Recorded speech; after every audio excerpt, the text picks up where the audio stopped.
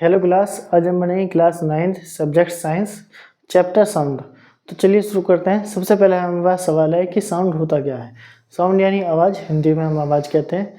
Sound जो है वो एक तरीके की एनर्जी है, एक एनर्जी का प्रकार है। जैसे हीट एनर्जी होती है, जैसे लाइट एनर्जी होती है, वैसे एक साउंड होता है। साउंड एक एनर्जी का प्रकार है जो क्या करता है कि हमारे कानों को ऐसी सेंसेशन देता है कि हमने कुछ सुना।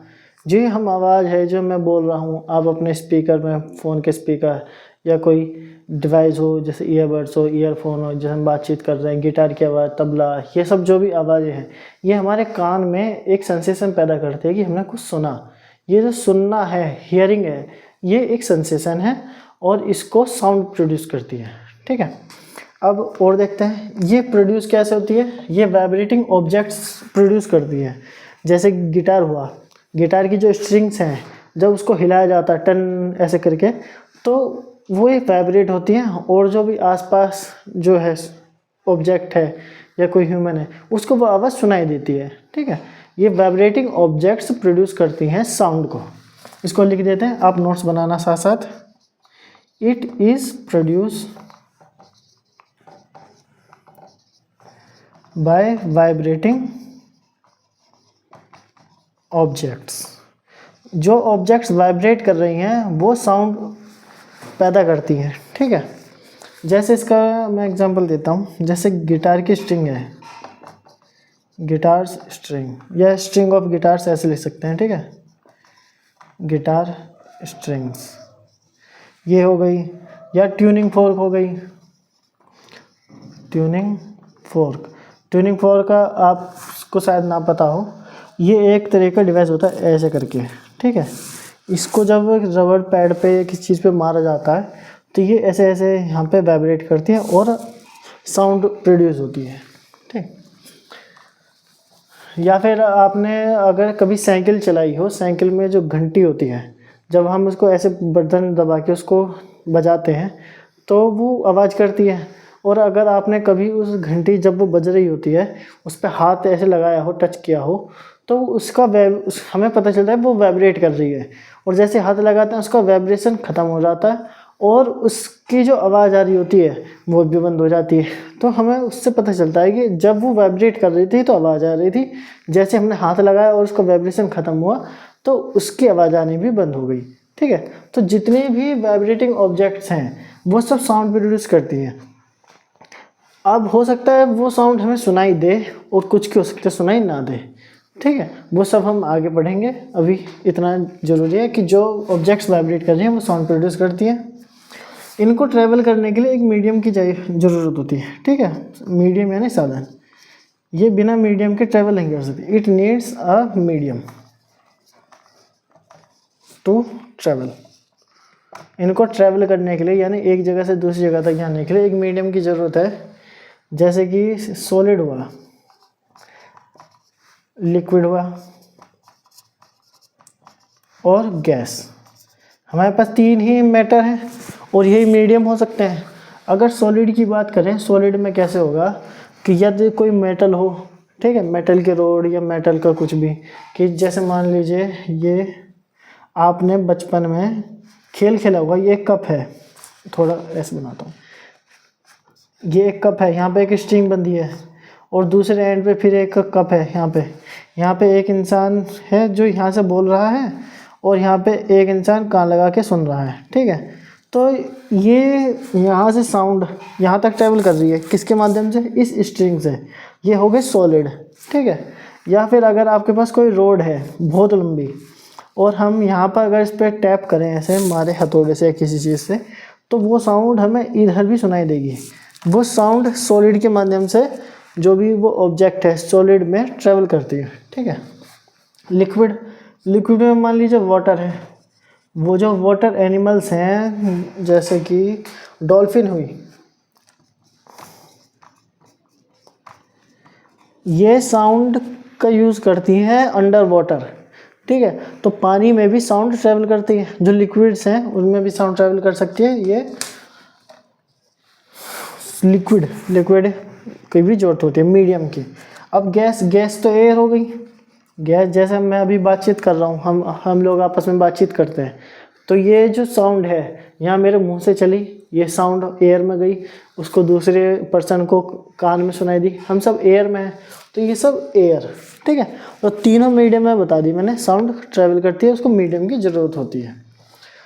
अब साउंड किस फॉर्म में ट्रैवल करती है, हमें दिखाई तो देती नहीं जाती हुई, ये जा रही है साउंड। साउंड वेव की फॉर्म में ट्रैवल करती है, किस फॉर्म में, वेव में।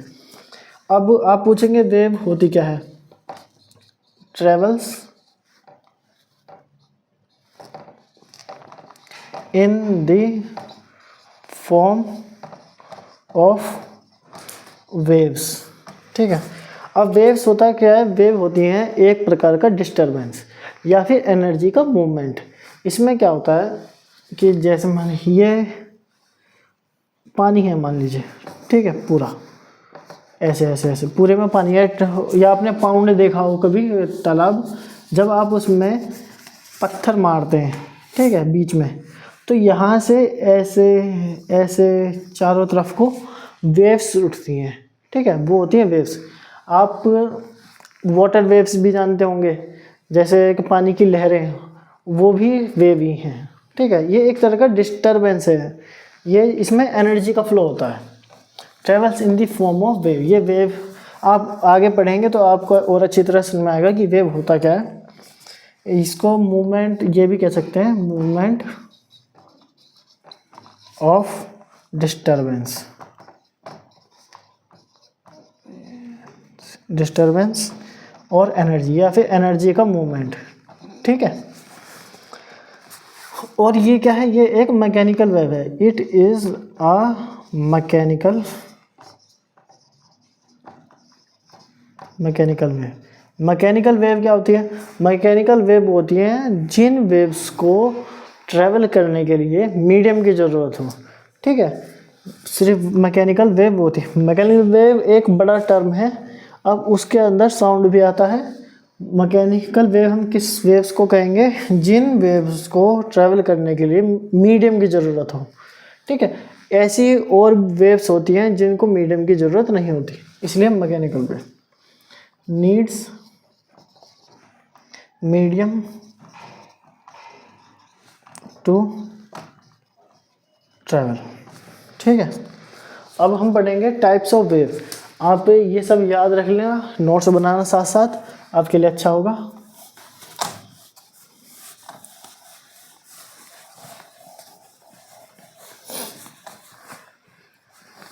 अब है टाइप्स ऑफ वेव।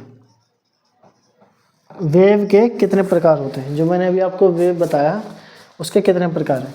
एक है longitudinal wave, LONGITUDINAL, longitudinal wave, और दूसरा होता है ट्रांसवर्स वेव।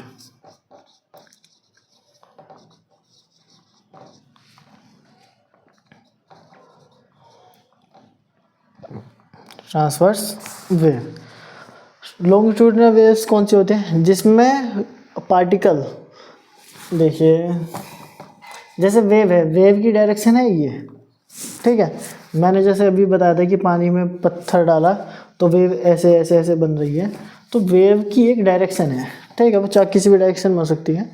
और जो पार्टिकल्स हैं, पार्टिकल जो उसके जैसे मीडियम है, जैसे एयर है, ठीक है, या फिर लिक्विड है, पानी हो गया, या सॉलिड है, इन सभी में जो साउंड है वो ट्रैवल कर रही है।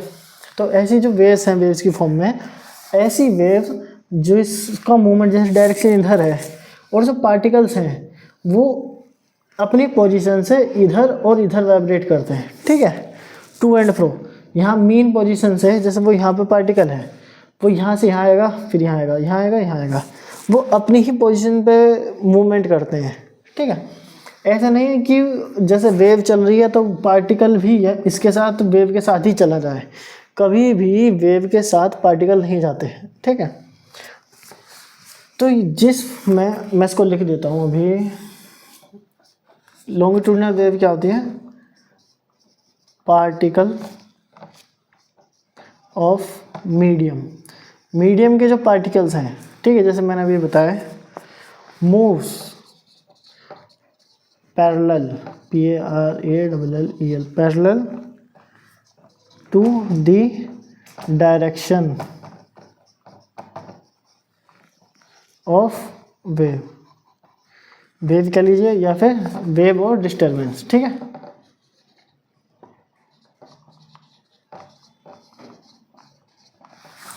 अब देखिए जैसे अगर इस डायरेक्शन में वेव ट्रेवल कर रही है, जो पार्टिकल्स हैं इसके वो इस डायरेक्शन में ही मूव करेंगे, इसके साथ नहीं चले जाएंगे, लेकिन जो उनका मूवमेंट होगा, वो जो उनका वाइब्रेशन होगा, वो जो ऑसिलेट करेंगे, वो यहाँ से ऐसे ऐसे ऐसे करेंगे, ठीक है, ऐसे ऐसे ऐसे ऐसे। लेकिन जो ट्रांसवर्स वेव है, ट्रांसवर्स वेव में क्या होगा, जैसे अगर वेव इस डायरेक्शन में मूव कर रही है तो जो पार्टिकल है वो ऐसे ऐसे ऐसे ऐसे ऊपर नीचे ट्रेवल करेंगे, मूवमेंट करेंगे। इसमें पैरेलल डायरेक्शन पे, ठीक है, लॉन्गिट्यूडिनल जिस डायरेक्शन में वेव ट्रेवल कर रही है उसी डायरेक्शन में करेंगे तो पैरेलल, पैरेलल है तो लॉन्गिट्यूडिनल। और अगर ऐसे है ऊपर नीचे है, ठीक है, वेव ऐसे ट्रेवल कर रही है, लेकिन जो पार्टिकल्स हैं वो ऐसे ऐसे ऊपर नीचे ट्रेवल कर रहे हैं, यानी परपेंडिकुलर, तो क्या कहेंगे उसको, ट्रांसवर्स वेव, ठीक है। तो यहाँ मैं लिख देता हूँ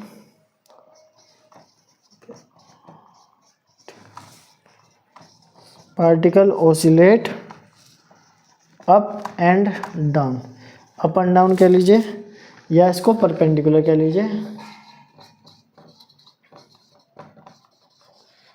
ठीक है, perpendicular to the direction of wave, ठीक है, या डिस्टर्बेंस। ये जो डिस्टर्बेंस है, ये जो वेव है, इसके जो परपेंडिकुलर डायरेक्शन में पार्टिकल्स मूव करेंगे, ठीक है। इसका एग्जांपल क्या होगा, जैसे लॉन्गिट्यूडिनल वेव्स है तो इसका कोई एग्जांपल होगा कि ऐसे कौन सी वेव हैं जो पैरेलल हैं और ऐसी कौन सी वेव है जिनके में परपेंडिकुलर है। पैरेलल का एग्जांपल है साउंड, SOUND, ठीक है। अभी आप कहेंगे कि अभी तो साउंड मैकेनिकल वेव थी, तो अब ये लॉन्गिट्यूडिनल वेव कैसे होगी। आप देखिए जो लॉन्गिट्यूडिनल और ट्रांसवर्स वेव है, इसमें ये इस चीज़ पे डिफ्रेंशिएट है कि पार्टिकल्स का जो मूवमेंट किस तरह है, ठीक है। और जो मैकेनिकल वेव है वो सिर्फ ये बता रहा था कि मीडियम की ज़रूरत है कि नहीं, ठीक है। और ऐसी एग्जांपल हो गई लाइट, लाइट के जो पार्टिकल्स होते हैं वो अप एंड डाउन मूव करते हैं, ठीक है। लेकिन जो लाइट है, लाइट एक मैकेनिकल वेव नहीं है, लाइट को ट्रैवल करने के लिए मीडियम की ज़रूरत नहीं होती, ठीक है। तो इसलिए ये बताया मैंने, वेव हो गए। और आप चाहे तो नोट में लिख सकते हैं या फिर आप याद रख लेना कि लाइट को मूवमेंट के लिए, ट्रैवल के लिए उसकी ज़रूरत नहीं होती मीडियम की।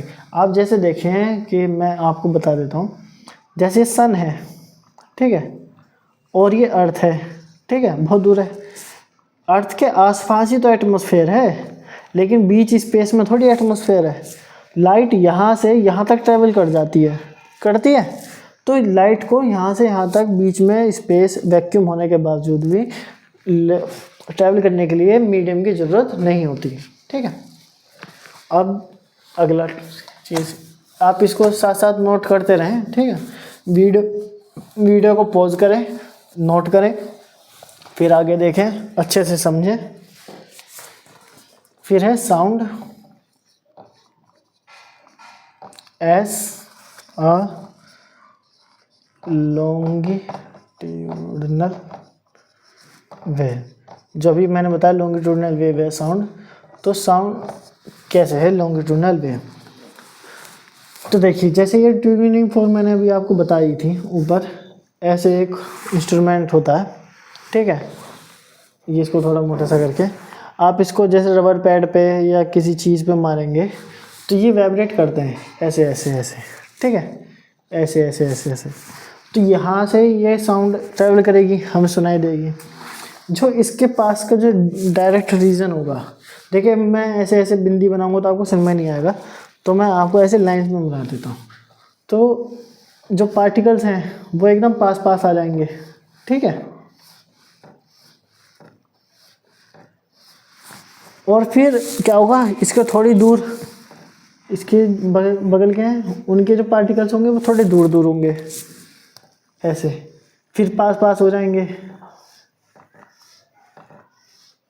ठीक है, और फिर थोड़ा दूर दूर हो जाएंगे जैसे ये, और फिर कुछ के फिर पास में आ जाएंगे,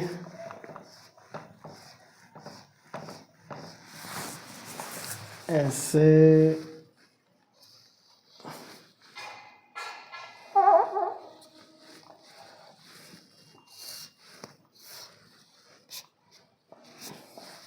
ठीक है, आप समझ रहे हैं। देखिए जैसे यहाँ पे ये कंप्रेशन हो गया, ये कंप्रेशन है, मतलब जहाँ डेंसिटी ज़्यादा है, जब साउंड ट्रैवल करती है वो क्या करती है कि वो ऐसे डेंसिटी बनाती है कि कहीं पर पार्टिकल्स पास में आ गए, फिर ये पार्टिकल्स आगे मूव करेंगे, मतलब पार्टिकल मोशन नहीं करेंगे, जैसे वेव मूव करेगी तो ये यहाँ से फैल जाएंगे, ठीक है, डिकम्प्रेशन, और फिर ये फिर कंप्रेस हो जाएंगे, फिर ये, तो ऐसे ट्रैवल करती है वेव।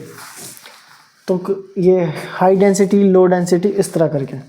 तो यहाँ पर जहाँ पे ये पार्टिकल्स पास में आएंगे, ठीक है, पार्टिकल्स पास में आएंगे तो यहाँ पे क्या हो जाएगा, हाई डेंसिटी हो जाएगी। हाई डेंसिटी किसकी, पार्टिकल्स की, हाई डेंसिटी। और कहाँ पर लो डेंसिटी है, जैसे यहाँ पर ये पार्टिकल्स थोड़े कम है, ठीक है, तो हम इसको कह देंगे लो डेंसिटी। ये देखिए पार्टिकल ऐसे हैं, जैसे पार्टिकल यहाँ था, ये पार्टिकल पहले इधर को मूव करा, ठीक है जी, ऑसिलेट करेगा ऐसे ऐसे ऐसे, तो यहाँ के जो पार्टिकल्स थे यहाँ पे कंप्रेस, बहुत सारे पार्टिकल्स हो गए, ठीक है। फिर जब ये पार्टिकल यहाँ से वापस आएगा और यहाँ के पार्टिकल जो थे इधर वापस जाएंगे, तो यहाँ पे दूर दूर पार्टिकल्स हो जाएंगे। जब ये इधर गया तो इधर के जो पहले से थे उनके साथ ये बहुत ज़्यादा पार्टिकल्स हो जाएंगे, ठीक है।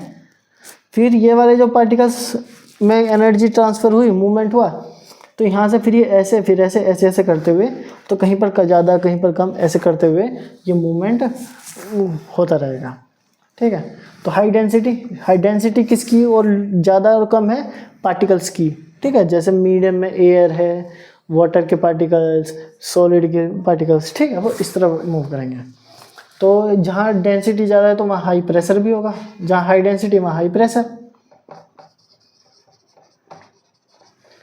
तो हाई प्रेशर। और हम इसको क्या कहेंगे, जहाँ ये ज़्यादा होगा कंप्रेशन, इसको कहेंगे कंप्रेशन।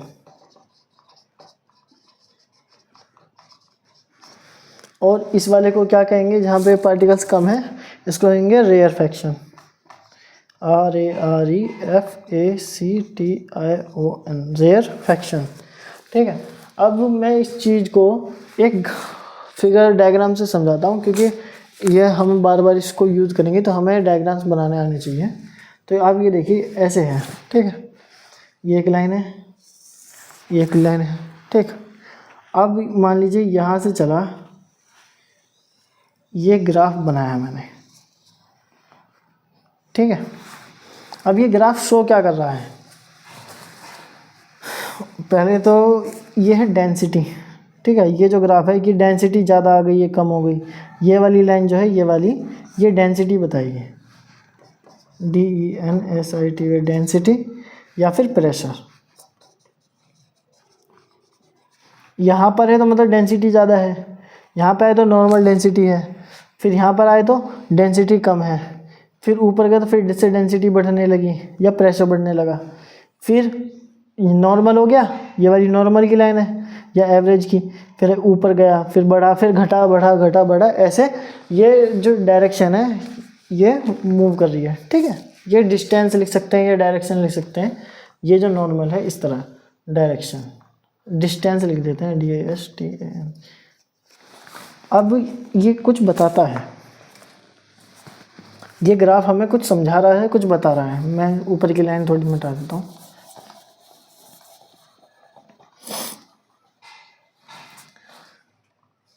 ये जो पॉइंट है ये वाला, ठीक है, और ये वाला, ये जो पॉइंट है ऊपर का, ये हमें बता रहा है कंप्रेशन।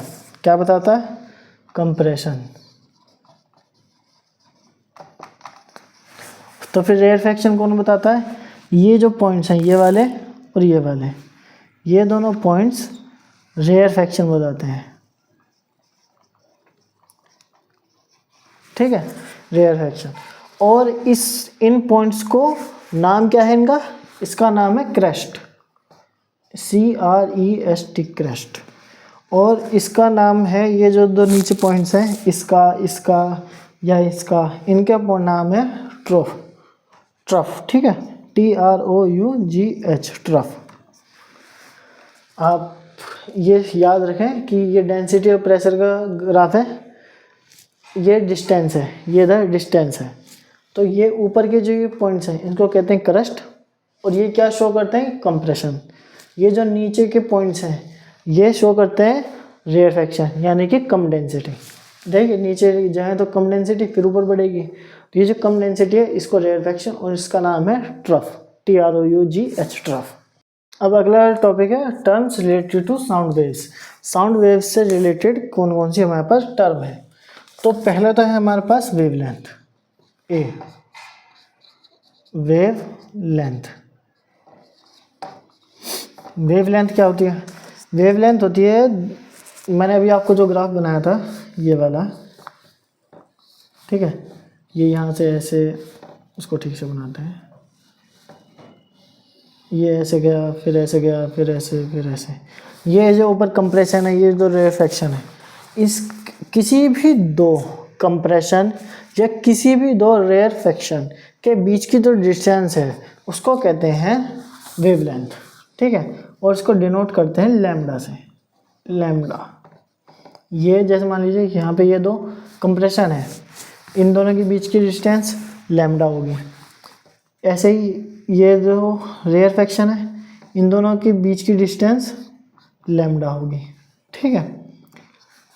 यहाँ पे लिख देता हूँ मैं कि क्या है ये, आपको याद रहे तो, डिस्टेंस बिटवीन टू कंसेक्यूटिव, ठीक है। क्या है, इसको छोड़ो, मैं यहाँ लिखता हूँ, distance between two consecutive, CONSECUT, consecutive. Consecutive क्या है, अगल बगल के, ये और ये, या फिर अगर ये है तो इन दोनों के बीच की डिस्टेंस, इन दोनों के बीच की डिस्टेंस, ठीक है। आप ऐसा नहीं कर सकते, इसकी और इस वाले की डिस्टेंस, ठीक है। दो कंसेक्यूटिव अगल बगल वालों की डिस्टेंस, या तो कंप्रेशन हो, या फिर क्या हो, रेयरफेक्शन। दोनों, या तो कंप्रेशन हो या दोनों ही रेयरफेक्शन हो। ऐसा भी नहीं कर सकते कि एक कंप्रेशन और रेयरफेक्शन की डिस्टेंस निकाल दें, ठीक है, रेयरफेक्शन। तो ये क्या है, डिस्टेंस है। और इसको एक और तरीके से क्या कह सकते हैं हम, distance between two consecutive crest, CREST, crest और ट्रफ, ठीक है। इन दोनों को क्रेस्ट, इसको क्रेस्ट कहते हैं, इसको ट्रफ कहते हैं, पीछे बताया अभी। या तो इस वाली बात को ऐसे भी कह सकते हैं, दो कंसेक्यूटिव क्रेस्ट या दो कंसेक्यूटिव ट्रफ के बीच की जो डिस्टेंस है उसको वेवलेंथ कहते हैं, ठीक है। और इसको वेवलेंथ को डिनोट किस चीज़ से करते हैं, लैम्डा से, इसको पढ़ते हैं लैम्डा। और इसकी SI यूनिट क्या है, SI यूनिट। जैसे ये डिस्टेंस है, तो आपको पता है कि डिस्टेंस हम ज़्यादातर मीटर में नापते हैं, तो इसकी SI यूनिट भी मीटर है, METRE, मीटर। और मीटर को हम स्मॉल m से डिनोट करते हैं, ठीक। अब सेकंड टर्म देखते हैं क्या है वेवलेंथ के बाद।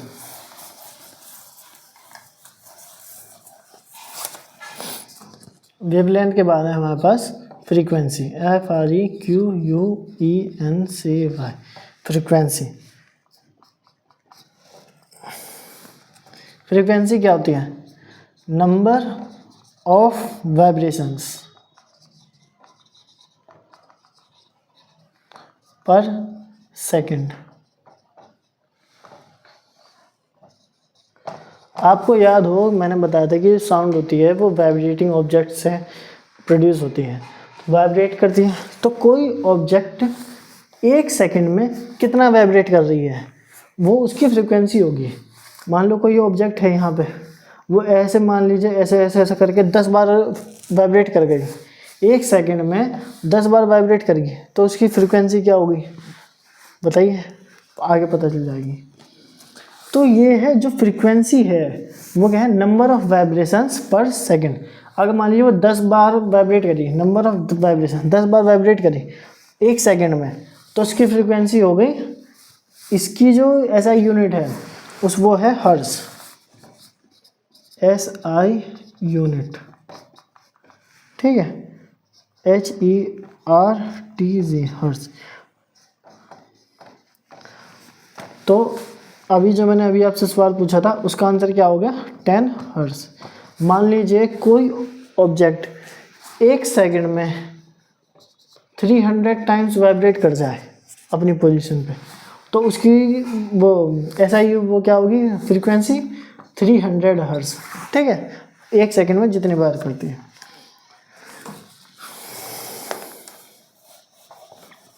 अब इस चीज़ को हम ग्राफ से समझते हैं, ठीक है। मान लीजिए ये है, यहाँ से कोई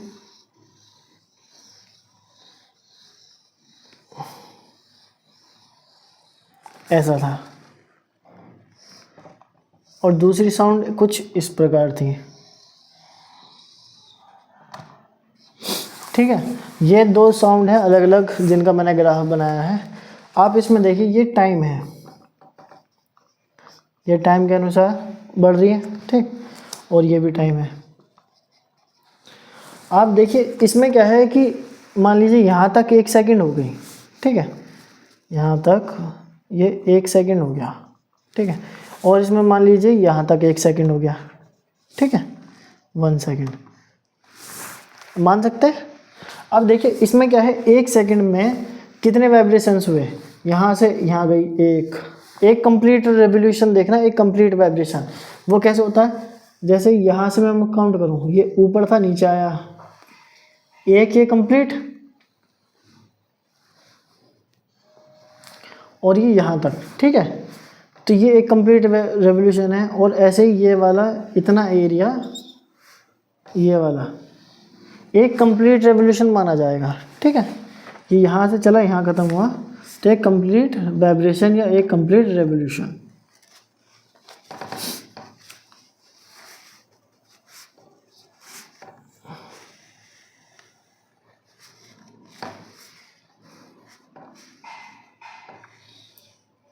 बन जा, ठीक है।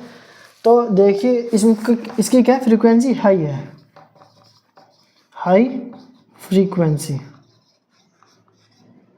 और इसकी क्या है, लो फ्रीक्वेंसी। इसकी हाई क्यों है, क्योंकि 1 सेकंड में इसके जो नंबर ऑफ वाइब्रेशंस है वो ज़्यादा है। आप काउंट कर सकते हैं 1 2 3 4 5, ठीक है, 1 से ज़्यादा है। और इसमें देखिए 1 सेकंड में ये एक ही वाइब्रेशन कर रहा है, तो इसकी फ्रीक्वेंसी क्या है, हाई है, इसकी फ्रीक्वेंसी क्या है, लो है। अब देखिए जिसकी फ्रीक्वेंसी हाई है, आप इसमें ये देखें कि इसकी जो वेवलेंथ है, यहाँ से यहाँ तक की दूरी, ये जो लैम्डा है इस वाली के लिए, इसका लैम्डा कम है, छोटा है, लेकिन इसका जो लैम्डा है यहाँ से लेके यहाँ तक का, यानी वेवलेंथ, ये है ज़्यादा। तो मतलब क्या हुआ कि अगर किसी साउंड की फ्रीक्वेंसी ज़्यादा है, हाई फ्रीक्वेंसी है, तो हम क्या कहेंगे कि उसकी जो वेवलेंथ है वो कम होगी।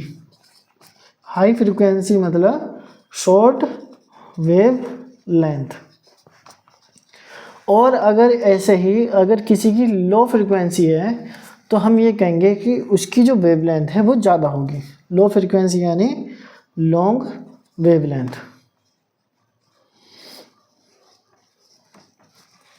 ठीक है। अब सवाल ये है कि हमें पता कैसे चलता है कि आवाज़ अलग अलग है, ठीक है। जैसे गिटार बजता है, हमें पता चला ये गिटार की आवाज़ है, ड्रम बजाया किसी ने, उसकी आवाज़ अलग पता चल जाती है। या फिर ये कहिए कि मेल की आवाज़ फीमेल की आवाज़ अलग अलग होती है, या आपको कोई दो दोस्त बात कर रहे हैं, आपको पता चल जाता है कि आवाज़ अलग अलग है। ये ऐसा कैसे, आप ये कैसे पहचान पा रहे हैं कि कोई दो आवाज़ अलग है, आप डिफ्रेंशिएट कैसे कर रहे हैं? ये होता है पिच के कारण। ठीक है, अभी आगे बताऊंगा। तो एक केस लिखिए, इफ़ एक वॉयलिन है, वॉयलिन जानते होंगे, ऐसे ऐसे बताते हैं, स्ट्रिंग होती है उसमें, वी ओ, एक वॉयलिन और एक फ्लूट है, फ्लूट यानी बांसुरी, या फिर एक गिटार ले लीजिए, ठीक है, जो आपकी इच्छा हो। सेम टाइम पे बजाना शुरू करते हैं हम, जैसे हमने कहा कि स्टार्ट करो, तो दोनों ने स्टार्ट करा, जो भी उनको बजाने वाले हैं, वायलिन को बजा रहा है, एक फ्लूट को बजाता है और गिटार को बजा रहा है, सेम टाइम पर, सेम टाइम। और हमने कहा कि वो एक ही मीडियम में है, मतलब एक ही साथ बैठे हैं, मान लीजिए एक ही कमरे में बैठे हैं, तो सेम मीडियम हो गया, सेम मीडियम, मीडियम क्या है, सेम एयर है, ठीक है। और सेम स्पीड, उनकी स्पीड, स्पीड किस चीज़ की, वो जो हमारे कान तक आवाज़ आएगी वो हमें एक ही टाइम पर आ रही है, ठीक है, और वो एक ही स्पीड से बजा रहे हैं, ऐसे नहीं कर रहे कि बहुत तेज तेज बजा ऐसे करके, ठीक है, वो सभी सेम स्पीड से बजा रहे हैं, एक जैसी आवाज़ आ रही है, सेम, ऐसे नहीं किसी की बहुत तेज आवाज़ आ रही है, बहुत कम आवाज़ आ रही है, सेम है, सब सेम है, ठीक है, हमने ये सब मान लिया, सेम स्पीड, सेम स्पीड क्या है, क्योंकि मीडियम सेम है, ठीक है। और अब हमारा सवाल यह है कि डिफरेंट साउंड है, साउंड डिफरेंट क्यों है? हमें ये पता चल जाएगा कि वायलिन की आवाज़ अलग है, फ्लूट की आवाज़ अलग है, ये गिटार की आवाज़ अलग है, इसमें ऐसा क्या है कि जो हमें ये डिफ्रेंशिएट हो जा रहा है, ये है हमारा दिमाग, जो अलग अलग फ्रीक्वेंसी को अलग अलग समझता है। ये तीनों जो हैं, वायलिन, फ्लूट, गिटार या और भी पर्सन्स, ये अलग अलग फ्रीक्वेंसी प्रोड्यूस करते हैं, ठीक है, डिफरेंट फ्रीक्वेंसी, और जो हमारा दिमाग है वो इन फ्रीक्वेंसी को एक अलग तरीके से समझता है, ठीक है, हर अलग फ्रीक्वेंसी को वो एक अलग तरीके से सोचता है, समझता है। हमारा दिमाग, हमारा ब्रेन, हम उसको इंटरप्रेट कैसे कर रहे हैं, इंटरप्रेट, ठीक है।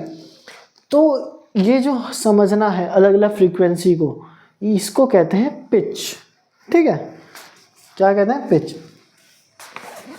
लिखता हूं मैं, आप याद रखना, how the brain interprets, brain जिस तरह इंटरप्रेट्स करेगा, INTERPRET, इंटरप्रेट्स द फ्रीक्वेंसी,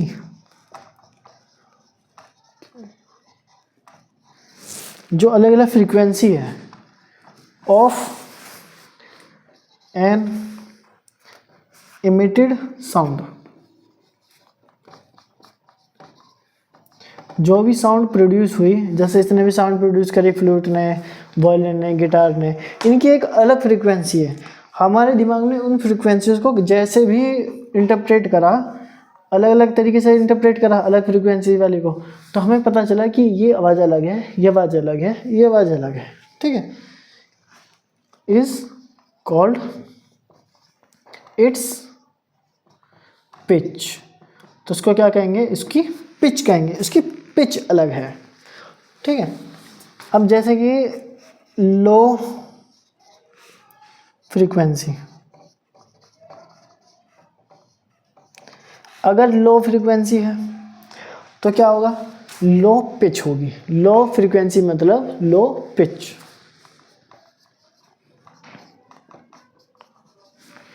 और अगर लो पिच है तो लो पिच छोड़िए, अगर लो फ्रीक्वेंसी है, मैं आपको सारी चीज़ें रिलेट कराता जाऊंगा ताकि आपको याद रहे।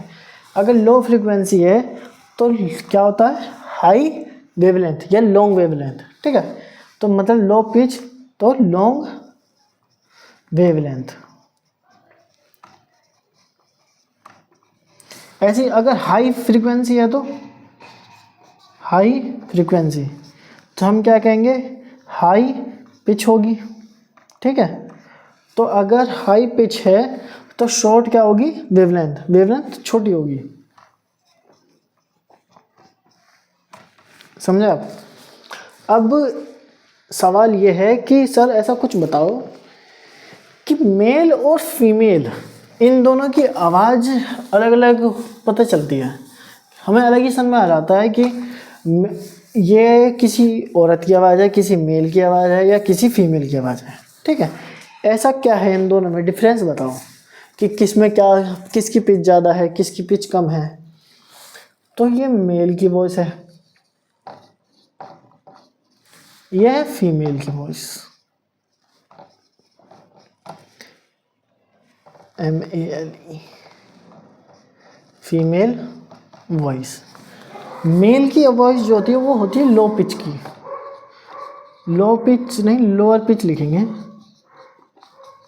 किससे पिच कम है उसकी, फीमेल। अगर इसकी लोअर पिच है तो इसकी हायर पिच होगी, हायर पिच। और मैंने अभी बताया कि अगर पिच लोअर है या लो है तो लोअर फ्रीक्वेंसी होगी, ठीक है, लोअर फ्रीक्वेंसी। तो मेल की वॉइस क्या होती है, लोअर फ्रीक्वेंसी की होती है, और फीमेल की वॉइस क्या होती है, हायर फ्रीक्वेंसी की, ठीक है। मेल से ज़्यादा उसकी फ्रीक्वेंसी होती है, फीमेल की फ्रीक्वेंसी ज़्यादा होती है वॉइस की। तो इसलिए मेल और फीमेल की वॉइस आपको पता चल जाता होगा कि कैसी है, ठीक है। इसमें डिफरेंस क्या है हमें अलग ही पता चल जाता है कि कुछ तो अलग है, कुछ तो अंतर है, डिफरेंस है जिसको हम समझ पा रहे हैं। तो अब इसके बाद देखिए सी, टाइम पीरियड। अब हम देखते हैं टाइम पीरियड क्या है। जैसे टाइम है तो टाइम की SI यूनिट तो आपको पता ही होगी, सेकंड होनी चाहिए, है ना। SI यूनिट ये हो गई सेकंड, SECOND सेकंड, और इसको मोस्टली डिनोट ऐसे ही करते हैं, तो यहाँ पे भी ऐसे ही है।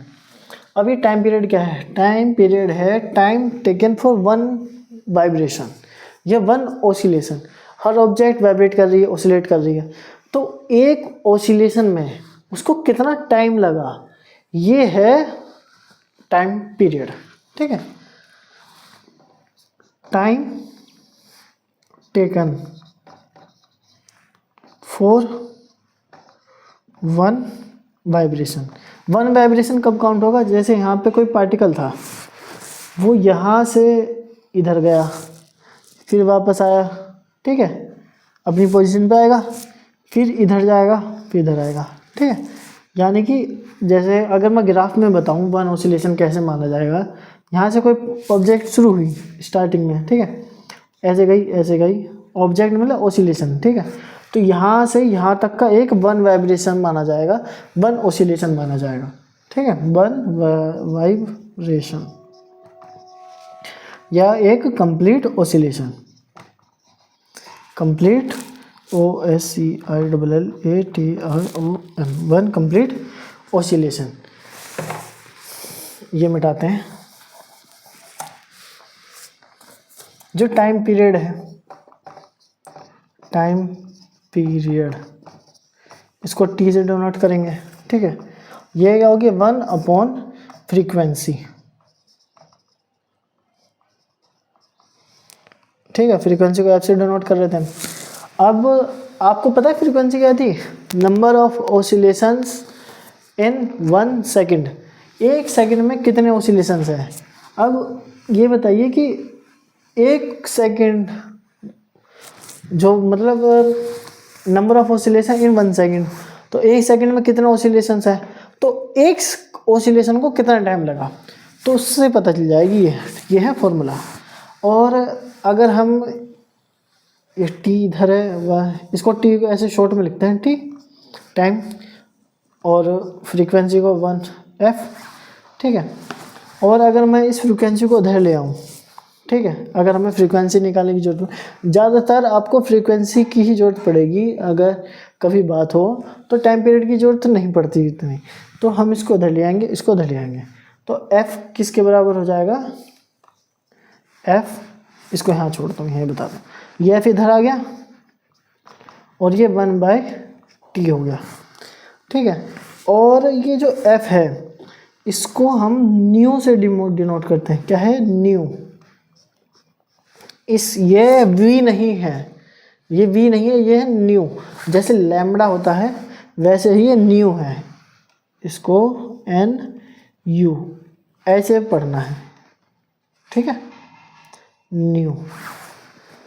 तो ये हो गया, तो न्यू यानी 1/t फ्रीक्वेंसी, जितनी फ्रीक्वेंसी होगी 1/t, ठीक है। इसको उल्टा सीधा कर लें, जो चाहे निकाल लें, ठीक है। न्यू वी निकाले चाहे वो न्यू निकाले चाहे टी निकालें, ठीक। तो टाइम पीरियड हो गया। अब है हमारे पास एम्पलीट्यूड।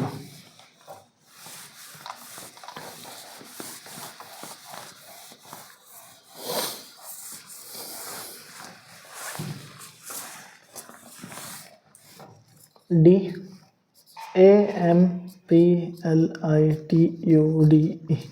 एम्पलीट्यूड।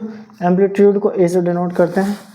अब एम्पलीट्यूड होता क्या है, ये है maximum displacement of particle about it's mean position, ठीक है। इसको मैं पहले लिख देता हूँ फिर समझाता हूँ, आप notes banana. Maximum displacement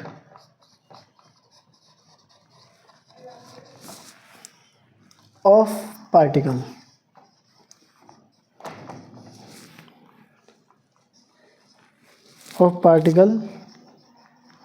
from mean position of particle, ठीक है। यह है इसका एम्पलीट्यूड। मान लीजिए ये एक स्ट्रिंग थी, ठीक है, जैसे गिटार की स्ट्रिंग होगी मान लीजिए। अब हम इसे ऐसे हिलाते टन ऐसे बजाते हैं ना, गिटार वाला भी बजाता रहता है इसको, गिटारिस्ट। तो इस स्ट्रिंग की एक पोजीशन होगी, ये है मेन पोजीशन, जब वो रेस्ट पर है। जब हमने इसको वाइब्रेट किया तो वो यहाँ से मान लीजिए ऐसे ऐसे ऐसे ऐसे ऐसे ऐसे ऐसे यहाँ तक जाएगी और फिर इधर वो ऐसे ऐसे ऐसे ऐसे मूवमेंट करेगी, ठीक है, ऐसे ऐसे, ठीक है। ये इधर को आएगी, इधर को आएगी, इधर आएगी, ऐसे ऐसे करती रहेगी। ये जो उसका यहाँ से ये वाली डिस्टेंस है मैक्सिमम डिस्प्लेसमेंट, ठीक है, ये है इसका एम्पलीट्यूड, ठीक है। मैक्सिमम डिस्प्लेसमेंट ऑफ पार्टिकल, ये पूरी एक लाइन पार्टिकल ही था, from main position of particle, ठीक है। ये जो इसके जो पार्टिकल्स होंगे अब एडजेसेंट, ये जो जिससे ट्रैवल करेगी, उनकी मैक्सिमम डिस्प्लेसमेंट कितना हुआ है, ये है उसका मेजरमेंट, ठीक। अब हम हर चीज़ ग्राफ में समझ रहे हैं, तो अब ये भी चीज़ हम ग्राफ में देखेंगे। ये है, मान लीजिए ऐसे, ये होता है एम्पलीट्यूड। देखिए कोई पार्टिकल है यहाँ पे रेस्ट पर है, ठीक। जब हमने साउंड प्रोड्यूस करी, वाइब्रेशन प्रोड्यूस किया, तो वो एक मैक्सिमम डिस्टेंस तक जाएगा, कंप्रेशन, ठीक है। जहाँ मैक्सिमम कंप्रेशन होगा वहाँ से ये जो इसकी मेन पोजीशन है यहाँ तक की जो परपेंडिकुलर डिस्टेंस है, ये होता है एम्पलीट्यूड। इसको डिनोट करते हैं ए से, ठीक है। ये एम्पलीट्यूड सेम है, ये वाला चाहे यहाँ से नाप लीजिए, ठीक है, ये भी सेम है। ये मैक्सिमम डिस्प्लेसमेंट है, यहीं पर तो मैक्सिमम है ये, ठीक है। हम यहाँ पे भी तो नाप सकते हैं, लेकिन ये मैक्सिमम डिस्प्लेसमेंट नहीं है, ठीक है। तो ये है मैक्सिमम डिस्प्लेसमेंट, तो ये है एम्पलीट्यूड। अब सेम है चीज़। अब मान लीजिए कोई साउंड ऐसे भी हो सकती है, बहुत लंबी, ठीक है।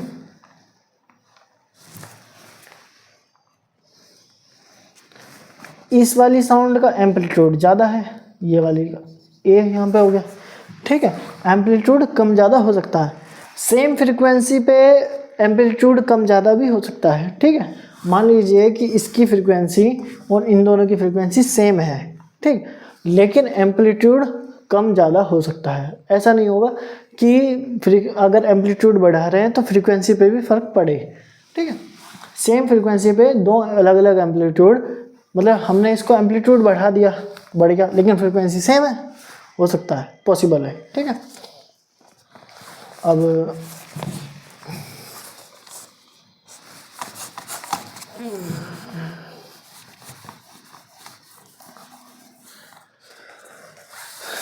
आपके लिए नोट्स के लिए लिख देते हैं, it depends on force with which a object is made to vibrate.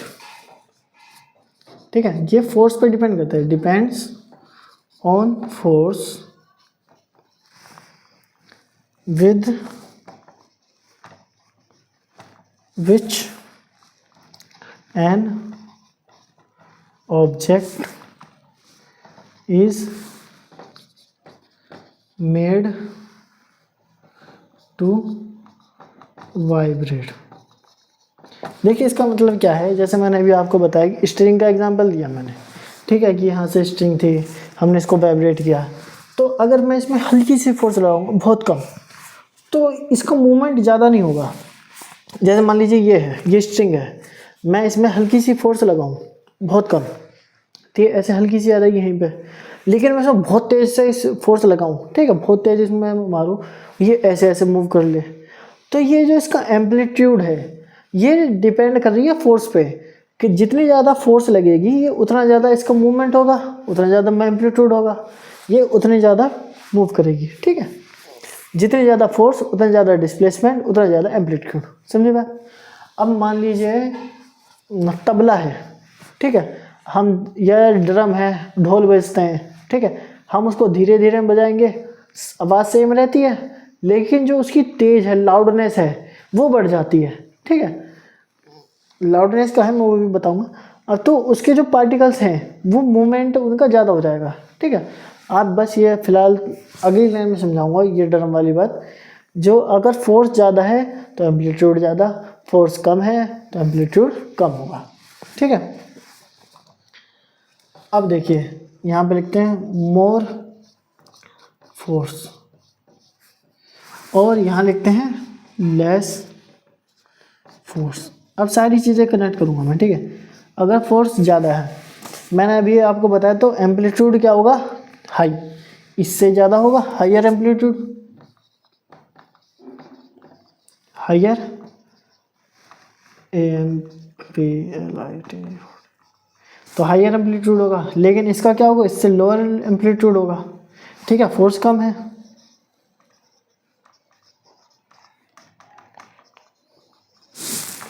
ठीक है, और अब देखिए कि जिसका एम्पलीट्यूड ज़्यादा होगा उसकी जो लाउडनेस है वो, ये नीचे को भागा जा रहा है, लोअर एम्पलीट्यूड, उसकी क्या है, लाउडनेस ज़्यादा होगी। ठीक है, जैसे मैं अभी आपको तबला का केस बता रहा था कि जैसे आप तबला पे धीरे मारेंगे तो साउंड क्या है, धीरे आएगी, उसका वाइब्रेशंस कम होंगे तो उसकी एम्पलीट्यूड कम होगी, और तेज मारेंगे तो उसकी लाउडनेस ज़्यादा होगी, उसका एम्पलीट्यूड ज़्यादा होगा। तो मतलब हायर एम्पलीट्यूड का मतलब होता है लाउडर साउंड, साउंड की जो लाउडनेस है वो ज़्यादा होगी। किसके मुकाबले ज़्यादा होगी? जिसका एम्पलीट्यूड कम है। सेम फ्रीक्वेंसी, सेम वेवलेंथ, सब कुछ सेम हो तो एम्पलीट्यूड सिर्फ फोर्स पे डिपेंड कर रहा है, एम्पलीट्यूड। ठीक है, तो एम्पलीट्यूड हाई है तो लाउडर साउंड, लोअर एम्पलीट्यूड है तो सॉफ्ट साउंड। ठीक है, मतलब धीमे आवाज़, सॉफ्ट साउंड, ज़्यादा तेज नहीं होंगे। ठीक है, सॉफ्ट साउंड। और अगर लाउड, देखिए आपने सुना होगा कि अगर कोई धीरे बोले, धीरे धीरे बोले, तो उसकी आवाज़ ज़्यादा दूर तक ट्रेवल नहीं करती। ठीक है, और कोई पर्सन बहुत दूर है, हमें उसे बुलाना है तो हम तेज चिल्लाते हैं। ठीक है, हमारी आवाज़ सेम है, सेम मीडियम है, सब है। ठीक है, हमारे बस लाउडनेस बढ़ जाती है, तो लाउडनेस एम्पलीट्यूड, तो दूर तक जाए आवाज़। ठीक है, साउंड को दूर तक ट्रैवल करानी है तो लाउडनेस बढ़ाते हैं, तो लाउडर साउंड क्या है, दूर तक ट्रैवल करती है। ठीक है, तो ये लार्ज डिस्टेंस तक ट्रैवल कर सकती है। कहाँ तक? Larger distance. अब जैसे हम धीरे बोलते हैं, जैसे हम किसी के कान में फुसफुसा है तो वो आवाज़ दूर तक नहीं जाती, बोलने वाला सेम है, मीडियम सेम है, फ्रीक्वेंसी सेम है।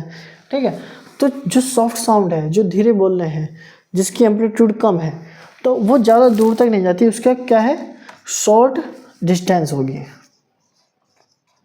Shorter distance. किससे शॉर्ट है? ऊपर वाले से। जिसके लाउडनेस ज़्यादा है, जिसका एम्पलीट्यूड ज़्यादा है, उसके मुकाबले सॉफ्ट साउंड या लोअर एम्पलीट्यूड वाली जो साउंड होगी उसकी डिस्टेंस कम होगी, वो कम डिस्टेंस कवर कर पाएगी। ठीक है, अब मिटा देते हैं।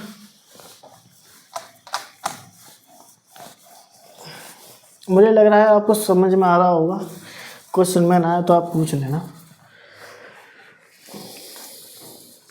फिर है स्पीड, ABCDE।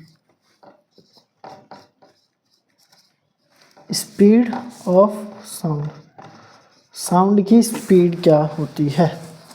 ठीक है, तो स्पीड का फॉर्मूला क्या होता है? स्पीड को हम किससे डिनोट करते हैं? V से, मोस्टली V से। ठीक है, U से भी करते थे, initial velocity, final velocity, speed, UV। ठीक है, तो ये V है, ये न्यू नहीं है, वो फ्रीक्वेंसी वाला न्यू अलग था, ये V है। ठीक है, तो V क्या होता है? डिस्टेंस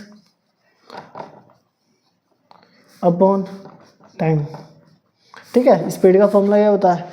हमने अभी तक डिस्टेंस नापी है अभी, है ना? किस चीज़ की नापी है डिस्टेंस? जो ये वेव है यहाँ से ऐसे ऐसे ऐसे मूव कर रही है, ये यहाँ से यहाँ तक की डिस्टेंस हमने क्या नापा? Lambda, wavelength. ठीक है, हम इसको डायरेक्ट वेवलेंथ भी लिख सकते हैं, पर मैं आपको समझा रहा हूँ, वेव लैम्डा। और फिर टाइम पीरियड, तो ये डिस्टेंस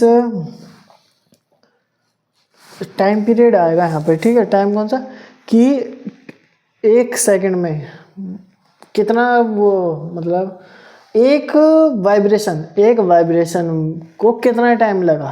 ठीक है, ये जो है यहाँ से यहाँ तक का, ये जो एक लैम्डा है, लैम्डा की डिस्टेंस देखना, ये एक वाइब्रेशन है यहाँ से ऊपर, ये ऊपर। ठीक है, यहाँ पे कवर हो जाएगा, ये एक ऊपर था, तो ये एक वाइब्रेशन है।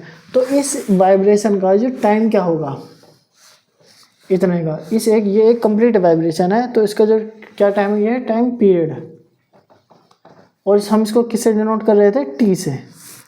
ठीक, तो V equal to lambda upon T।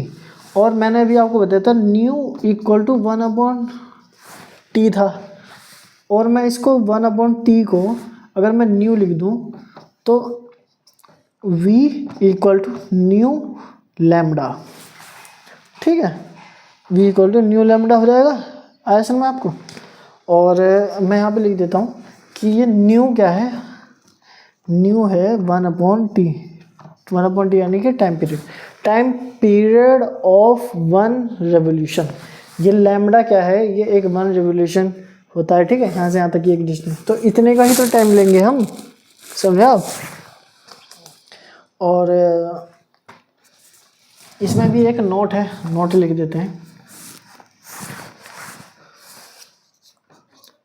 Speed of sound, sound की स्पीड इज सेम होती है फॉर ऑल फ्रीक्वेंसीज। सभी फ्रीक्वेंसीज के लिए स्पीड जो होगी साउंड की वो सेम होगी फॉर ऑल फ्रीक्वेंसीज। कब? जब कोई एक गिवन टेम्परेचर हो या गिवन मीडियम हो, यानी कि फिजिकल जो कंडीशंस हैं वो सेम हो।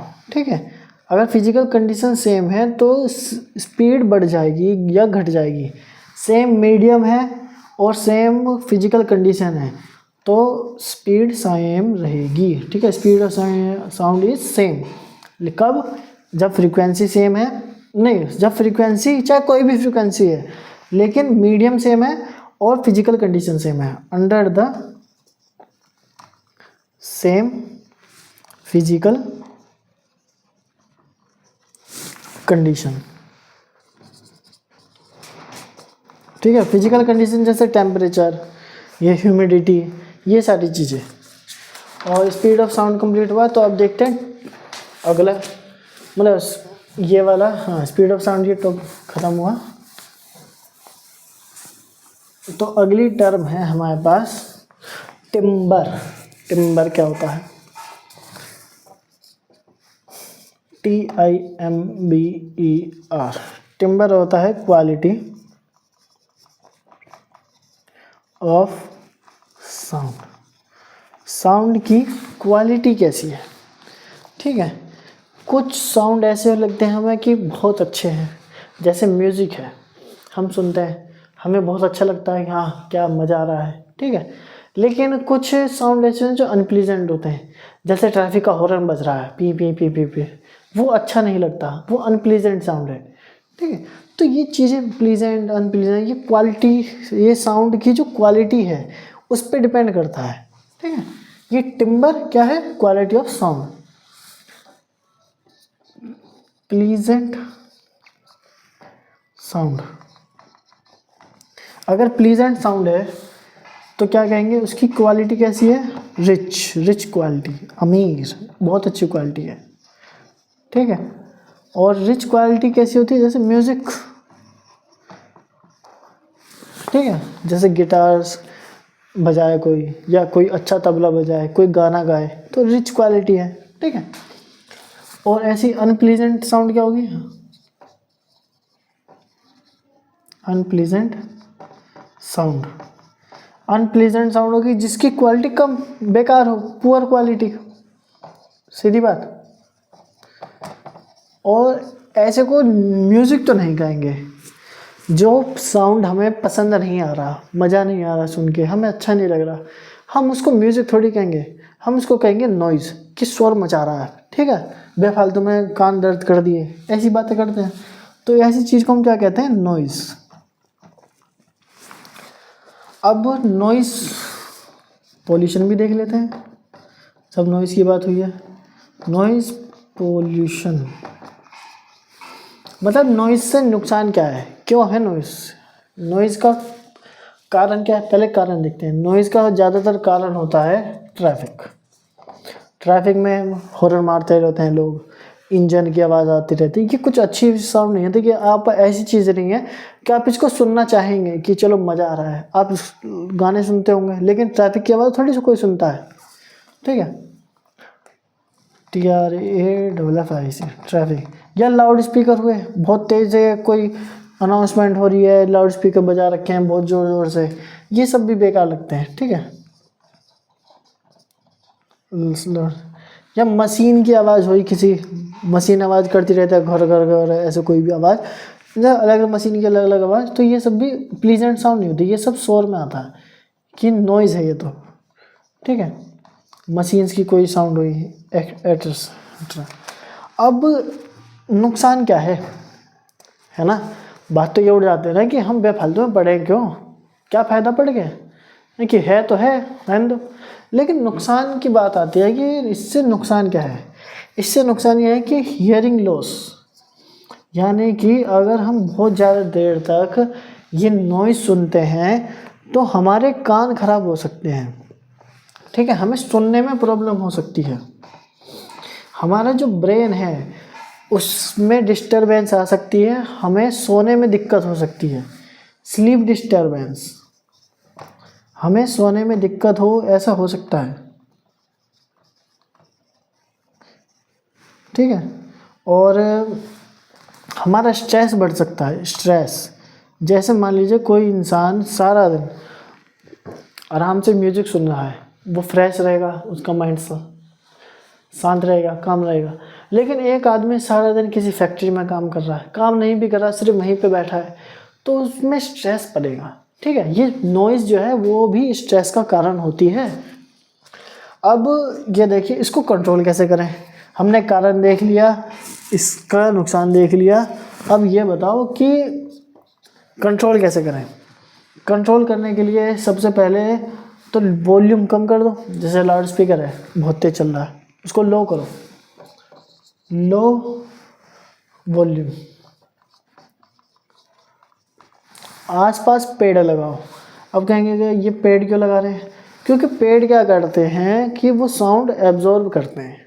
ठीक है, वो आसपास की जो साउंड है वो उसको ट्रैप कर लेंगे, एब्जॉर्ब कर लेंगे। जैसे कि आप अपने घर में कमरों में वो लगा सकते हैं कि जो ऐसा मटेरियल जो साउंड को एब्जॉर्ब कर ले, ठीक है। ये बाहर की साउंड अंदर ना आए, अंदर कमरे में अगर बैठे हैं तो बाहर की साउंड अंदर ना आए या अंदर की बाहर ना जाए, ठीक है। तो इन सब चीज़ों से आप नॉइज़ पोल्यूशन से बच सकते हैं। अब नेक्स्ट देखते हैं, इसको हटाऊं।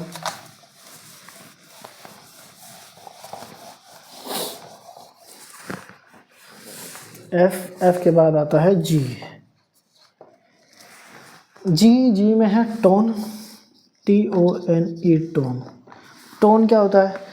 टोन होता है जो ऐसा साउंड जिसमें केवल एक फ्रीक्वेंसी हो।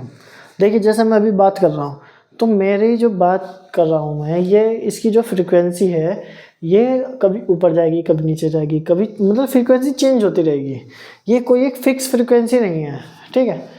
आप कोई म्यूज़िक सुने, कोई भी काम करें, वो अलग अलग फ्रीक्वेंसी प्रोड्यूस करते हैं, ठीक है। तो ऐसी साउंड जिसकी फ्रीक्वेंसी सेम हो, सिंगल फ्रीक्वेंसी, जैसे कि मान लीजिए मैं कहूँ कि 89 हर्ट्ज की कोई फ्रीक्वेंसी है, तो केवल वन फ्रीक्वेंसी, ठीक है। कोई एक साउंड है जिसमें केवल एक ही फ्रीक्वेंसी है, तो वो क्या होगी? टोन, सिंगल फ्रीक्वेंसी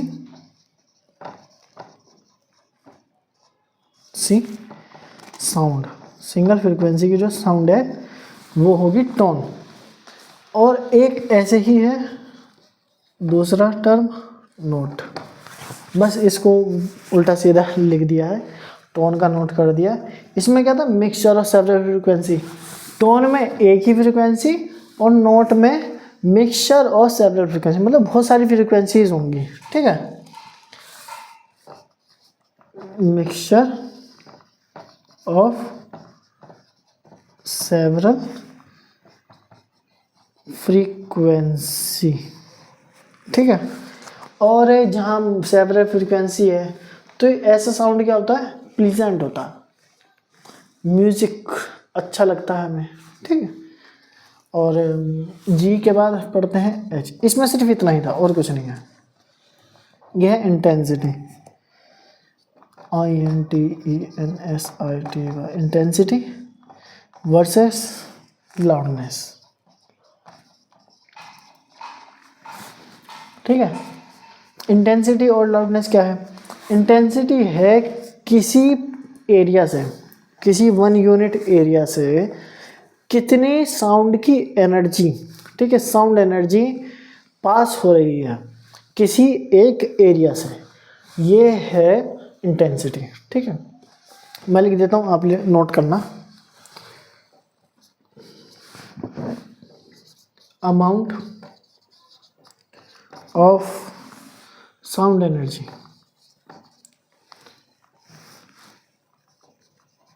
कितनी साउंड एनर्जी, ठीक है, पास हो रही है ईच सेकंड, हर सेकंड में, through unit area is called intensity. जैसे इंटेंसिटी है किसी यूनिट एरिया से, मान लीजिए 1 मीटर स्क्वायर है, ठीक है, ये कोई एरिया है, यहाँ पे 1 मीटर, ये 1 मीटर एरिया का, ठीक है, एरिया है, इससे कितनी साउंड पास हो रही है, ये होगी इंटेंसिटी, ठीक है। और लाउडनेस क्या होती है? लाउडनेस है हमारे कान को कितने साउंड लग रही है कि वो लाउड है। ऐसा हो सकता है कि कुछ लोगों के कान सेंसिटिव हों, ठीक है, और वो लाउडनेस किसी को लगे कोई एक साउंड है, किसी को लगता है वो साउंड बहुत ज़्यादा है, किसी को लगे कि बहुत कम है, उसकी लाउडनेस कम है, किसी की ज़्यादा है, किसी को सेम साउंड, किसी को उसकी लाउडनेस ज़्यादा भी लग सकती है, किसी को कम भी लग सकती है, ठीक है। ये क्या है? हमारे ईयर पे डिपेंड करता है, ठीक है। इसको लिखते हैं मेजर। ये क्या है? Measure of the response of the ear to the sound. मतलब हमारे कान को क्या लग रहा है कि वो साउंड कितनी तेज है, ठीक है, ये हमारे कान का लगने का मतलब है इसमें। इसमें क्या है, एक्चुअल में कितनी साउंड एनर्जी पास हो रही है। ये थोड़ा साइंटिफिक है, ये थोड़ी लैंग्वेज लोकल है इसकी, ठीक है। और इसको हम क्या है मेज़र कर सकते हैं, मेजरेबल फिजिकल है। देखिए आप, इसमें साउंड है, एनर्जी की बात हो रही है, हम उसको मेज़र कर सकते हैं। और एरिया है, उसको मेज़र कर सकते हैं। तो क्या है, ये मेजरेबल क्वांटिटी है, मेज़र कर सकते हैं फिजिकल क्वांटिटी को। MEASURABLE, मेजरेबल फिजिकल क्वांटिटी, ठीक है। ये ऐसी क्वांटिटी है जिसको हम मेज़र कर सकते हैं। और ये क्या है कि हमारे परसेप्शन पे डिपेंड है। जैसे मान लीजिए कि ओल्ड कोई है, ओल्ड इंसान, ठीक है, बुजुर्ग, उनके अक्सर क्या होता है, कान खराब हो जाते हैं। आप उनको धीरे से कोई बात बोलिए, वो कोई नॉर्मल इंसान होगा, उसको सुनाई दे जाएगी। लेकिन जो बूढ़ा इंसान है, ओल्ड पर्सन है, उसको वो बात सुनाई नहीं देती, ठीक है। तो उसके लिए जो आपने बोला, उसको वो लगेगा कि इसने बहुत धीरे बोला है। लेकिन जो आम इंसान है, जिसके कान सही हैं, उसको लगेगा कि इसने नॉर्मली बोला है। अब हम तेज़ बोलेंगे ताकि उसको सुनाई दे। जब हम तेज़ बोलेंगे तो नॉर्मल इंसान को लगेगा कि ये इंसान थोड़ा तेज़ बोल रहा है। लेकिन जिसके कान खराब हैं, जैसे बुजुर्ग इंसान, उसको लगेगा कि अब इसने थोड़ा नॉर्मली बोला है। तो ये क्या है, लाउडनेस क्या है, ये परसेप्शन है कि कितना तेज है, कितना वो है, धीरे है। ये ह्यूमन के ऊपर डिपेंड करता है, ठीक है। हम इसको मेजर नहीं कर सकते फिर, ठीक है। Depends on human perception.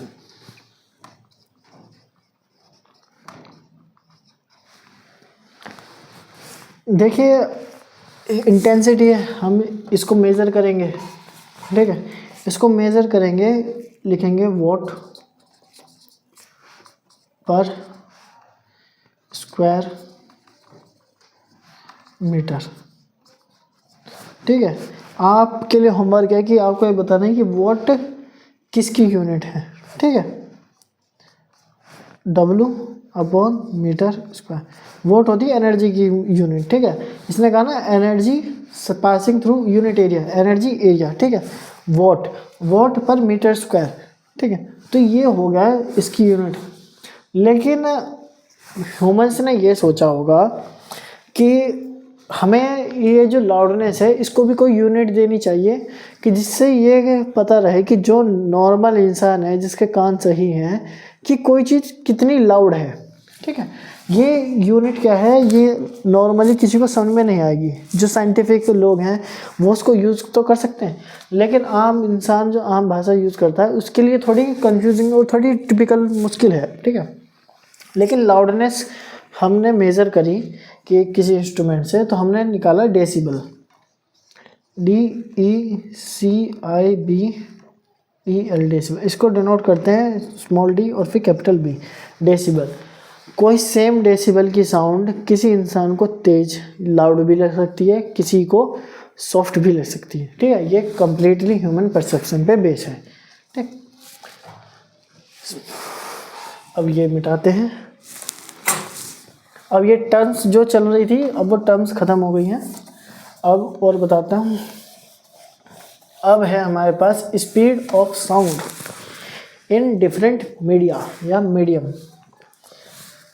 अलग अलग मीडियम में साउंड की स्पीड क्या होगी। Speed of sound in different medium, अलग अलग मीडियम में स्पीड ऑफ साउंड क्या होगी, ठीक है। तो पहले है सॉलिड, फिर है लिक्विड, फिर है गैस। आप सॉलिड में किसी चीज़ का एग्जांपल ले सकते हैं, जैसे एल्युमिनियम ले लीजिए, मेटल, ठीक है, ALUMINIUM, एल्युमिनियम। लिक्विड में आप वाटर ले सकते हैं, ठीक है, पानी। और गैस में आप एयर ले सकते हैं, ठीक है। सबसे तेज जो स्पीड होगी वो सॉलिड में होगी, ठीक है। सॉलिड में जो स्पीड है वो बहुत तेज होगी। लिक्विड में थोड़ी धीरे होगी और गैस में बहुत कम। ठीक है, तो हम ये देखते हैं कि एल्युमिनियम में जो स्पीड है वो है 6420 मीटर पर सेकंड। किस टेम्परेचर पे? 25 डिग्री सेल्सियस। अगर 25 डिग्री सेल्सियस टेम्परेचर है और हम एल्युमिनियम से साउंड पास कराएं तो 6420 मीटर पर सेकंड। ठीक है, मतलब कि एक सेकंड में 6 किलोमीटर या 6.5 किलोमीटर इतना कह सकते हैं। ठीक है, और वहीं पर पानी की बात करें, वाटर, तो वाटर डिस्टिल वाटर भी होता है, सी वाटर भी होता है, उसमें इम्प्योरिटीज़ कम ज़्यादा होती रहती है, तो इस वजह से इसकी स्पीड ऊपर नीचे हो जाएगी, थोड़ी बहुत होगी, ज़्यादा नहीं। तो हम वाटर लेंगे सी का, समुद्र का। ठीक है, हमने समुद्र का पानी लिया सी का, तो हमने देखा कि इसकी जो स्पीड है वो आ रही है 1531 मीटर पर सेकंड, यानी कि 1531 मीटर, यानी कि लगभग 1.5 किलोमीटर एक सेकंड में। एक सेकंड हुई और 1.5 किलोमीटर पानी के माध्यम से। जैसे डॉल्फिन्स होती हैं वो भी तो पानी में रहती है, वो भी तो कम्युनिकेट करती हैं। ठीक है, तो साउंड जो है वाटर में, लिक्विड में भी ट्रेवल कर सकता है। तो ये किस टेम्परेचर है? ये भी 25 डिग्री सेल्सियस पर। इतना आप देखिए कितना टेम्परेचर, वो कितनी स्पीड घट गई। यहाँ पे 6400 और यहाँ पे 1500। ठीक है, ऐसे ही जब एयर की बात आई, हवा की, तो इसमें जो इसकी स्पीड थी वो थी 331 मीटर पर सेकंड, केवल 331 मीटर पर सेकंड। किस टेम्परेचर पे? 0 डिग्री सेल्सियस पे। और अगर टेम्परेचर बढ़ा दें तो 344 मीटर पर सेकंड, तो इतनी हो जाएगी किस पे? 22 डिग्री सेल्सियस पे। ठीक है, तो आप एक चीज़ ध्यान देना इस पर कि टेम्परेचर बढ़ने से एयर में स्पीड बढ़ रही है। ठीक है, तो मतलब कि टेम्परेचर बढ़ने से स्पीड बढ़ती है। ठीक, तो यानी कि 0 डिग्री सेल्सियस पे 331, यहाँ पे देखिए 3 है, यहाँ 15 है, तो मतलब लगभग 4 गुना या 5 गुना, 4.5 गुना स्पीड है लिक्विड में, और इसका 4 टाइम्स कह सकते हैं आप सॉलिड में स्पीड है। ठीक है, तो कितना स्पीड का डिफरेंस है। और फिर है अगला टॉपिक, रिफ्लेक्शन ऑफ साउंड। तो ऐसा कहा गया है कि रिफ्लेक्शन ऑफ साउंड जो है वो सेम लॉ फॉलो करेगी जो लाइट फॉलो करती है। तो लाइट का जो लॉ है सेम रिफ्लेक्शन ऑफ साउंड के लिए है। आपको मैं लाइट के बता देता हूँ और वही साउंड के लिए है दोनों। तो लाइट के लिए और साउंड के लिए, दोनों के लिए नियम ये है कि जो साउंड और जो रिफ्लेक्ट करेगी। ठीक है, डायग्राम सही बनाया थोड़ा सा, ये नॉर्मल है। ठीक है, ये इंसिडेंट साउंड, ये रिफ्लेक्टेड साउंड। ठीक है, यहाँ पर ये जो दोनों साउंड मिले, ये तीनों एक ही प्लेन पे होंगे। ठीक है, साउंड का एक नियम ये है, मतलब लाइट का, कि इंसिडेंट लाइट, नॉर्मल और रिफ्लेक्टेड लाइट तीनों एक ही प्लेन पे होंगे, एक ही पॉइंट पर होंगे। ठीक है, ये और ये जो एंगल है इंसिडेंट एंगल और ये जो एंगल है रिफ्लेक्टेड एंगल, ये दो सेम होंगे। तो साउंड में भी यही है, अगर यहाँ से कोई साउंड निकली है यहाँ से और यहाँ से रिफ्लेक्ट होगी, तो ये जो एंगल बनेगा नॉर्मल में, ये 90 डिग्री होता है नॉर्मल, तो ये सेम होगा। ठीक है, ये वाला एंगल और ये वाला एंगल सेम होंगे और ये एक ही पॉइंट पर होंगे, इंसिडेंट, रिफ्लेक्टेड और नॉर्मल। ठीक, और I=R, 2 पॉइंट लिख लीजिए इसमें। पहला ये plane and polished, POLISHED, polished surface. Plane और पॉलिश सरफेस होनी चाहिए। अगर हम ये चाहते हैं कि जो साउंड का जो रिफ्लेक्शन है वो अच्छे से हो, तो उस सरफेस को प्लेन होना चाहिए, उबड़ खाबड़ ना हो, और पॉलिश होनी चाहिए, चमकदार, ठीक है, उस पर डस्ट ना हो। वही सेम लो जो लाइट के लिए है, लाइट के लिए भी यही लो है कि पॉलिश होनी चाहिए सरफेस और प्लेन होनी चाहिए। वैसे सेम लो साउंड के लिए है कि सरफेस जो है प्लेन हो और पॉलिश्ड हो, तो उससे क्या होगा, अच्छा रिफ्लेक्शन होगा। और अगर हम ये चाहते हैं कि रिफ्लेक्शन ना हो, ऐसा बहुत बार हो सकता है कि आपको साउंड के रिफ्लेक्शन की ज़रूरत ना हो, अननेसेसरी साउंड का रिफ्लेक्शन हो रहा हो, आप चाहते हो कि उसका रिफ्लेक्शन ना हो, तो आप क्या करेंगे, इस प्लेन को रफ बना देंगे, ठीक है, और ये पॉलिश्ड है तो इसको अनपॉलिश्ड कर देंगे, ठीक है, POLISH। तो क्या होगा, जो साउंड का जो रिफ्लेक्शन है वो ख़राब हो जाएगा, ठीक है। अब बैड रिफ्लेक्शन, अनपॉलिश्ड का क्या मतलब है, जैसे मान लीजिए कांच है, ठीक है, शीशा है, आप उसके ऊपर से साउंड को रिफ्लेक्ट करेंगे, यहाँ से जाएगी, रिफ्लेक्ट हो जाएगी, ठीक है, तो ये होगी पॉलिश्ड सरफेस मान लीजिए, और प्लेन सरफेस। अगर मैं इसकी जगह पे कारपेट ले आऊँ, ठीक है, कारपेट प्लेन नहीं होता, उसमें थोड़े टेक्सचर होता है और वो पॉलिश नहीं होता, तो उस पर जो साउंड है वो जो रिफ्लेक्ट करेगी वो इतने अच्छे से नहीं करेगी जितना प्लेन मिरर पे कर जाएगी, ठीक है। अब पढ़ते हैं नेक्स्ट पॉइंट, रिफ्लेक्शन के बाद इसको मिटा दूंगा।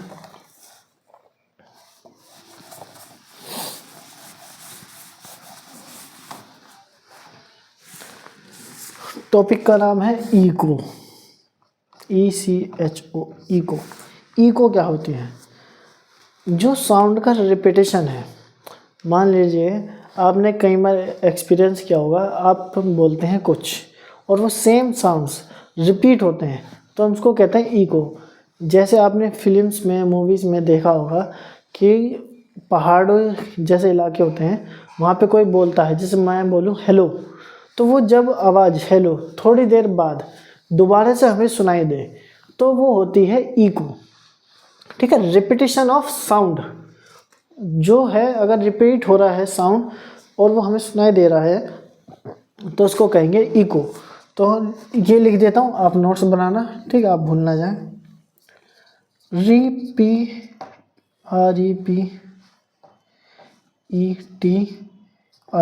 Repetition of sound. साउंड का रिपीटेशन मतलब साउंड दोबारा सुनाई दे, sound heard after it is reflected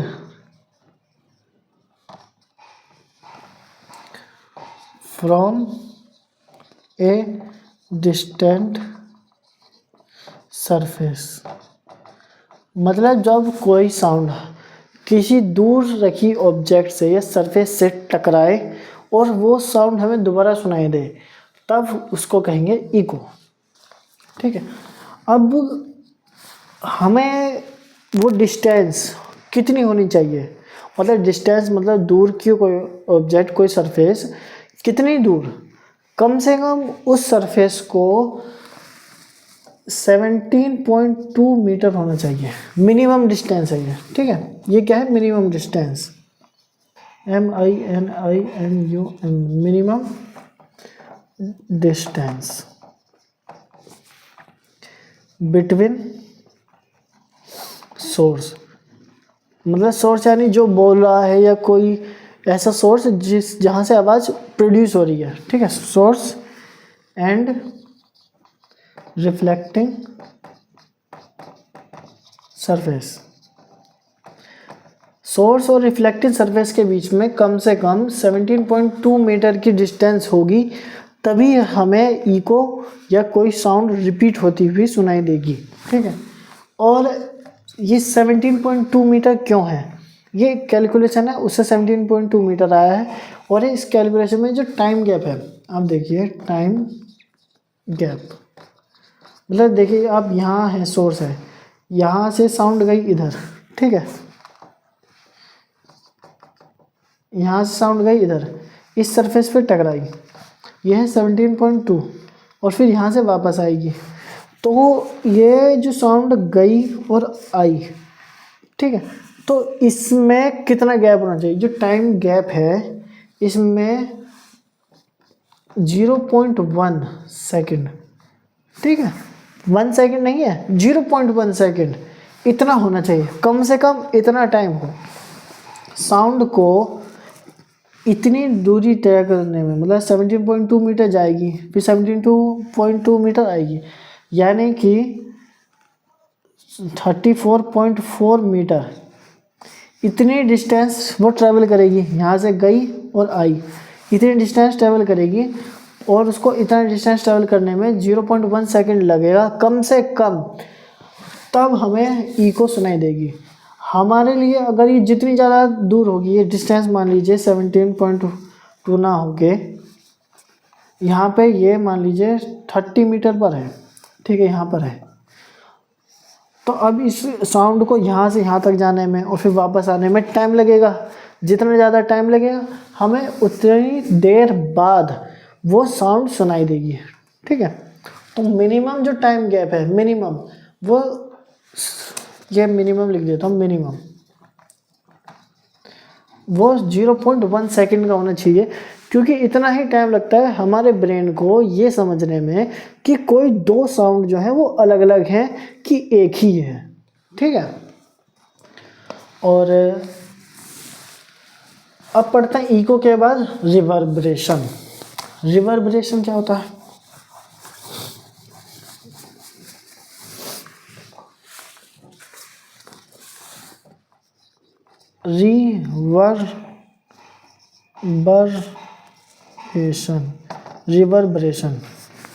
reverberation होता है जब हमें ये लगे कि कोई साउंड रिफ्लेक्ट होने के बाद हमें सुनाई दे रही है, मतलब एक से थोड़ी देर तक बाद तक सुनाई दे रही है, ठीक है। मैं लिखता हूँ, आप नोट बनाना, ठीक है, आपको फिर समझाने में आसान हो गया। Persistence of sound due to multiple reflection. अब परसिस्टेंस क्या होता है वो लिख देता हूँ मैं, ठीक है। ये तो बुक में लिखा हुआ है कि persistence of sound due to multiple reflection, लेकिन ये परसिस्टेंस होता क्या है ये भी तो पता होना चाहिए। हमें यही नहीं पता परसिस्टेंस होता क्या है। सेंसेशन, ये एक तरह का सेंसेशन है जो हम महसूस करेंगे। Sensation of sound for a short time, यानी थोड़े से समय के लिए जो हमें साउंड महसूस हो रही है, ठीक है, हमें सुनाई दे रही है, वो short time even after the sound has stopped. Persistence का मतलब है कि जब हमें ऐसा लगे कि आवाज़ के ख़त्म हो जाने के बाद भी हमें कुछ आवाज़ सुनाई दे रही है, ठीक है। Sensation of sound for a short time even after sound has stop. मान लीजिए आप किसी खाली कमरे में हैं, ठीक है, कमरा ज़्यादा बड़ा नहीं है, खाली है, आप जब बात करें या कुछ बोले तो ऐसा लगता है कि हमारी आवाज़ गूंज रही है, गूंज रही है। आपने ये हिंदी में शब्द जरूर सुना होगा, गूंजना, या बाथरूम में भी आप कई बार देखते होंगे जो खाली जो रहता है अक्सर बाथरूम, कि उसमें आवाज़ गूंज रही है। लेकिन जो कमरे भरे हुए हैं जिसमें आसपास लोग हैं उसमें वो आवाज़ नहीं गूंजती, ठीक है। खाली जगहों पे ऐसा अक्सर होता है। ऐसा क्यों होता है? क्योंकि ये जो साउंड है एक बार निकली, ये मल्टीपल रिफ्लेक्शंस होते रहते हैं उसमें, ठीक है। खाली जगह पे रिफ्लेक्शन होंगे और फिर वो हमें सुनाई देगा। तो अब आपके मन में डाउट आएगा, सवाल आएगा कि सर इको भी तो यही है कि रिफ्लेक्शन हुआ और वो हमें सुनाई दी, लेकिन दोनों में डिफरेंस है। अभी समझाता हूँ कैसे। आप ये इतना लिख लीजिए वाइब्रेशन, अब मैं दोनों में डिफरेंस ही समझा देता हूँ।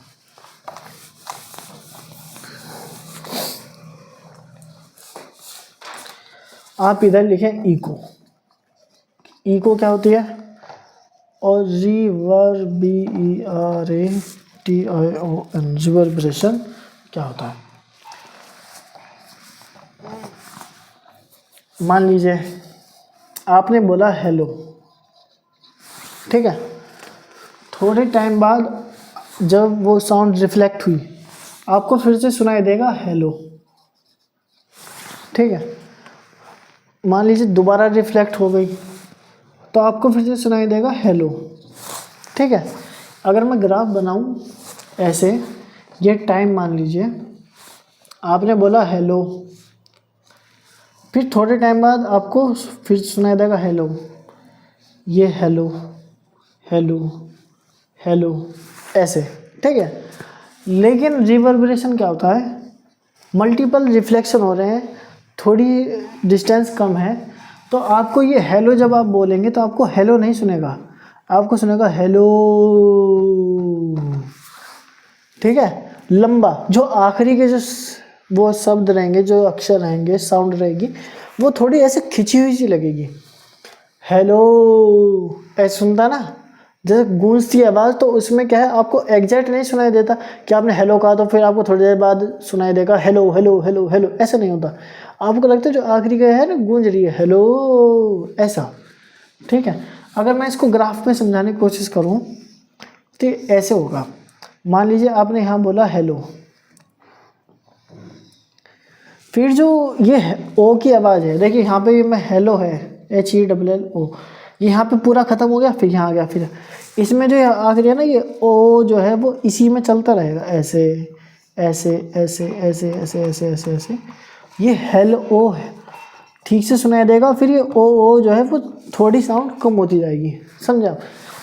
अगर आपको क्लियर समझ में आ रहा है आप ऐसे देखिए, मैं लिखता हूँ, ठीक है, ये भी टाइम ही है, ये भी टाइम है। इसके लिए डिस्टेंस कम से कम कही थी मैंने, ज़्यादा इसकी चाहे कुछ भी हो जाए, इसकी या तो 17.2 मीटर हो या उससे ज़्यादा हो डिस्टेंस, ठीक है। लेकिन इसकी डिस्टेंस क्या होनी चाहिए,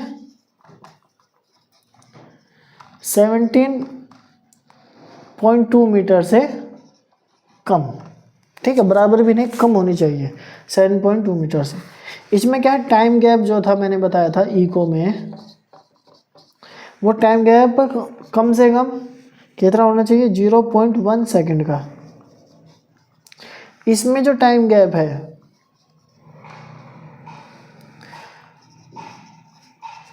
तो जैसे ये टाइम गैप 0.1 सेकंड से कम होना चाहिए, ठीक है, 0.1 सेकंड से कम।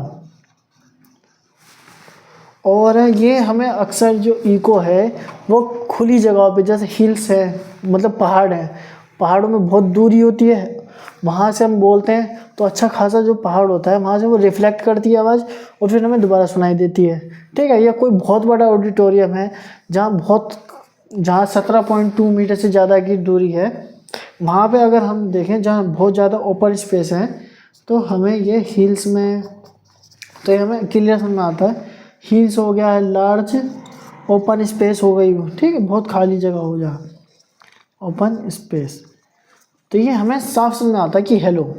लेकिन ये क्या है कि ये थोड़ी बंद जगहों पे, यहाँ जहाँ पे डिस्टेंस थोड़ी कम है वहाँ पर, जैसे हॉल हो गया, किसी कमरे का हॉल हो गया खाली पड़ा है, हॉल,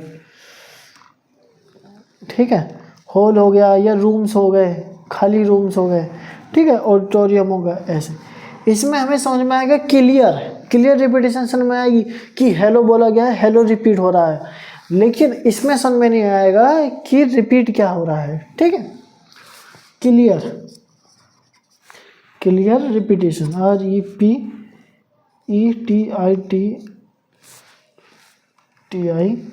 REPETITION, रिपीटेशन।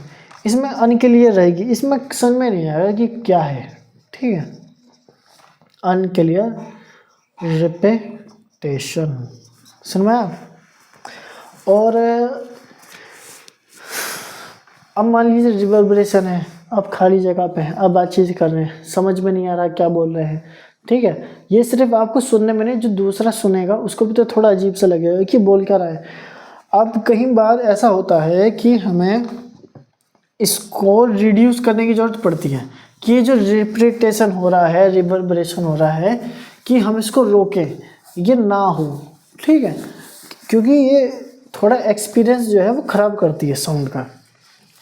तो इसको रिड्यूस करने के तरीके, हाउ टू रिड्यूस, आप इसको रिड्यूस कैसे करेंगे? पहला, आप यूज़ करें साउंड प्रूफिंग मटेरियल। ऐसा मटेरियल यूज़ करें जो साउंड को एब्जॉर्ब कर लेता है, ठीक है, या रफ सरफेस यूज़ करें, ठीक है, साउंड और एब्जॉर्बेंट, ठीक है, या वॉल्स पे रफ, वॉल्स को चिकना ना रखें, रफ कर दें, उस पर कारपेट लगाएं, कर्टेंस लगाएं, ठीक है, ऐसी चीज़ें। मैं पूरा लिख देता हूँ, आप नोट कर लेना, मैंने आपको बताई दिया क्या है, use of sound absorbent material. आप जहाँ भी है, जहाँ पे आप चाहते हैं कि रिवर्बरेशन ना हो, तो आप वहाँ पे साउंड एब्जॉर्ब करने वाले मटेरियल लगाएं। कहाँ पे लगा सकते हैं? वॉल्स पे लगा सकते हैं, फ्लोर पे लगा सकते हैं, ठीक है। आप कारपेट यूज़ करिए, कारपेट पे रफ सरफेस होगी उसकी, तो साउंड रिफ्लेक्ट कम होगी। पर्दे लगाइए, कर्टेंस, ठीक है, और रफ सरफेस रखिए, जैसे वॉल्स की, या और भी कई ऑब्जेक्ट है जहाँ से आपको लगता हो कि ये रिफ्लेक्शन हो सकता है साउंड का, तो वहाँ पे उसको रफ रखिए ऑब्जेक्ट, ROUGH, रफ, प्लास्टर को रफ रखिए, ठीक है। तो ये रिफ्लेक्शन जो है, रिवर्बरेशन है, ये रिड्यूस हो जाएगा। अब है यूज़ ऑफ मल्टीपल रिफ्लेक्शन। अभी तक हमने ये देखा कि रिड्यूस कैसे करें, अब हो सकता है इसका कुछ यूज़ भी हो, इसका कुछ फ़ायदा हो, कि ये जो रिफ्लेक्शन हो रहा है, ये मल्टीपल टाइम्स हो रहे हैं, इसका कुछ फ़ायदा है। क्या फ़ायदा है? कि मेगाफोन्स, हॉर्न्स और ट्रम्पेट्स, आपने मेगाफोन देखा होगा कि पहले ज़्यादातर यूज़ होता था कि एक इंस्ट्रूमेंट ऐसा होता था, ठीक है, और यहाँ पे कई बार पेपर का भी बना के वो बना देते हैं ऐसे रोल करके, और यहाँ से धीरे बोलते हैं धीरे से, तो यहाँ पे तेज़ आवाज़ आती है। तो ये जो मेगाफोन है वो इसी पर बेस है। जब यहाँ से बोला जाता है तो ऐसे ऐसे साउंड वो होती है, रिफ्लेक्ट होती है, और ये बहुत एम्पलीफाई हो जाती है, ठीक है। तो मेगाफोन्स में, हॉर्न में आपने देखा होगा कि पहले एक इस तरह करके हॉर्न आते थे, वो ऐसे थोड़ा ट्यूब में और ऐसे फैल के, और यहाँ पे एक गुब्बारा जैसा होता था कि इसको यहाँ से दबाया और यहाँ से आवाज़ निकलती थी। तो ये मल्टीपल रिफ्लेक्शन होते हैं, तो इससे साउंड जो है वो बढ़ जाती है, ठीक है, लाउडनेस बढ़ जाती है। ये ट्रम्पेट्स आपने देखा हो, ठीक है, ये भी ऐसी ही की तरह का, छोड़िए। फिर है स्टेथोस्कोप। स्टेथोस्कोप आपने डॉक्टर के पास देखा होगा कि वो डॉक्टर ऐसे कान में लगा के रखता है और फिर वो ऐसे चेक करता है ना कि हार्ट बीट्स कैसी हैं। एक डॉक्टर के पास ऐसे होता है, ठीक है, ये ईयर पीस होते हैं, और ये आइटम ऐसे निकाल के, और ये यहाँ पे वो ऐसे चेक करता है, ठीक है, देखा आपने। तो ये चीज़ क्या है कि जैसे हार्ट बीट सुनता है, हार्ट बीट क्या बहुत स्लो है, ठीक है, वो उसकी साउंड बहुत धीरे है, तो उसको ऐसे ऐसे लगा के सुनेगा। तो ये जो साउंड क्या है, जो यहाँ हार्ट से या किसी भी जगह से इस पाइप के अंदर जो बना होता है, इसमें मल्टीपल रिफ्लेक्शन होते हैं, ऐसे ऐसे ऐसे जाते हुए इन दोनों में, एक इस कान में एक इस कान में पहुँच जाती है। तो ये मल्टीपल रिफ्लेक्शन का हम यूज़ कर रहे हैं कि इसका हमें कुछ फ़ायदा हो रहा है कि हमने यहाँ से लिया, यहाँ तक पहुँच गया, ठीक है। ये मल्टीपल रिफ्लेक्शन ना हो तो हमें कभी यहाँ से यहाँ तक आवाज़ जाएगी ही नहीं, ठीक है। Curved walls of concert walls. Concert halls जो होते हैं, कॉन्सर्ट हॉल्स आएगा, उनकी वॉल्स जो होती हैं कर्व होती हैं। जैसे मान लीजिए ये एक गोल आइटम है, ठीक है, यहाँ से कोई बोल रहा है, आप देखेंगे यहाँ पे कुर्सियाँ हैं। ये वॉल्स कर्व इसलिए होती हैं क्योंकि जब ये यहाँ से आवाज़ आएगी ऐसे, तो ये रिफ्लेक्ट करके इनके पास अच्छे से आवाज़ आए, ठीक है। ये वॉल्स से आवाज़ रिफ्लेक्ट हो और रिफ्लेक्ट होके जहाँ पे जो ऑडियंस है, जो पीपल बैठे हैं, उनको अच्छे से आवाज़ पहुँच जाए, ठीक है, ताकि ऐसा ज़्यादा वो इस एम्पलीफाई ना करना पड़े आवाज़ को, ठीक है। यहाँ से रिफ्लेक्शन का यूज़ करते हुए इसका स्टेथोस्कोप, इस वाली डिवाइस में आपने देखा, ये मेगाफोन्स हॉर्न्स में इसका यूज़ कर रहे हैं मल्टीपल रिफ्लेक्शन का। मल्टीपल रिफ्लेक्शन से कैसे कैसे यूज़ हो रहा है, ठीक है। अब हमने बहुत कुछ पढ़ लिया। अब सवाल ये है कि क्या हमें सभी साउंड सुनाई देती है? हर तरह का जो वाइब्रेशन है, जो सभी साउंड हैं, क्या हमें वो सभी सुनाई देती है? नहीं, हमें हर तरह का साउंड सुनाई नहीं देता। Range of hearing, human range जो है वो क्या है?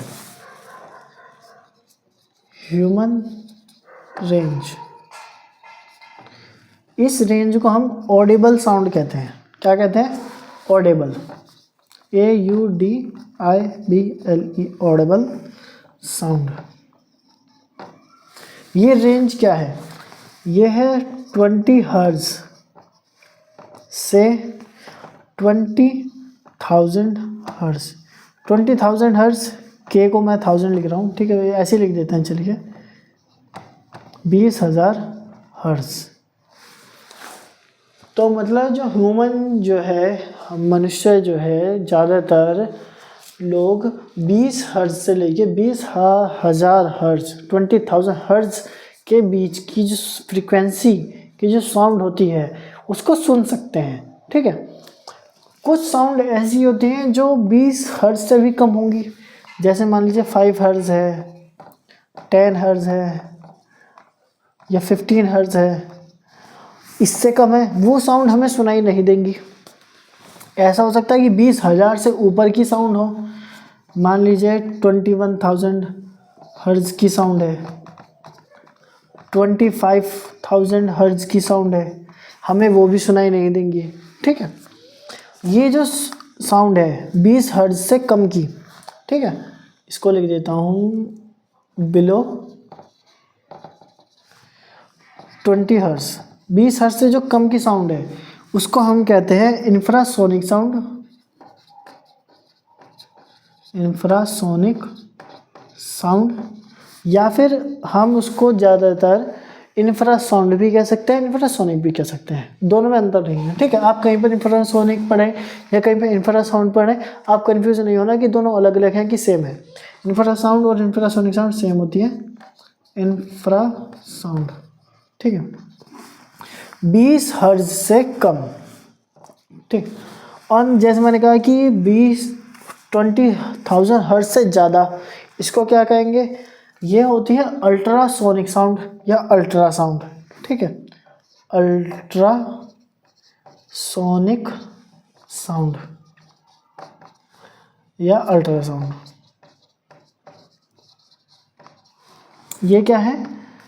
अबव या हायर 20,000 हर्ट्ज, 20,000 हर्ट्ज से ज़्यादा, ठीक है। आप इसको ऐसे भी लिख सकते हैं और इसको सेम चीज़ को ऐसे भी लिख सकते हैं, ठीक है। के मतलब 1000 होता है हर्ट्ज। तो इससे जो ऊपर की जो साउंड है, फ्रीक्वेंसी है, वो अल्ट्रासोनिक साउंड है, अल्ट्रासाउंड है। हमें ना तो इंफ्रासोनिक साउंड सुनाई देती है, ना ही अल्ट्रासोनिक। हमें जो सुनाई देता है वो ऑडिबल साउंड, उसको ऑडिबल रेंज भी कहते हैं, और उसकी फ्रीक्वेंसी है 20 हर्ट्ज से लेके 20,000 हर्ट्ज, ठीक है। ऐसे 5 साल तक का जो बच्चा होता है, चिल्ड्रन, जिसकी उम्र 5 साल से कम है, और कुछ जानवर जैसे कि डॉग, उसको 25,000 हर्ट्ज तक भी सुनाई देता है, ठीक है। हाँ, जैसे चिल्ड्रन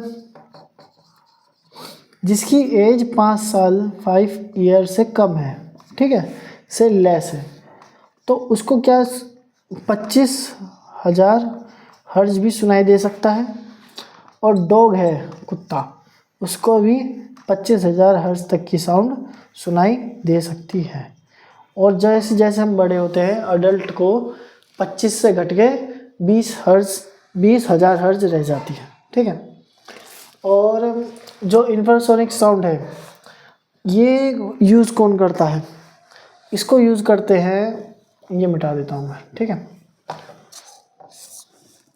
इसको करते हैं राइनोसोरस यानी कि गेंडा, इसको हिंदी में गेंडा कहते हैं, जिसकी एक नाक पे इसके बाल का बना सींग होता है, नाक पे सींग होता है, ठीक है। ये लैंड पे रहता है। अब है वेल कहाँ रहती है, पानी में रहती है। और एलिफेंट, ये जानवर 20 हर्ट्ज से कम की साउंड का यूज़ करते हैं कम्युनिकेट करने के लिए, बातचीत करने के लिए, ठीक है। ऐसे ही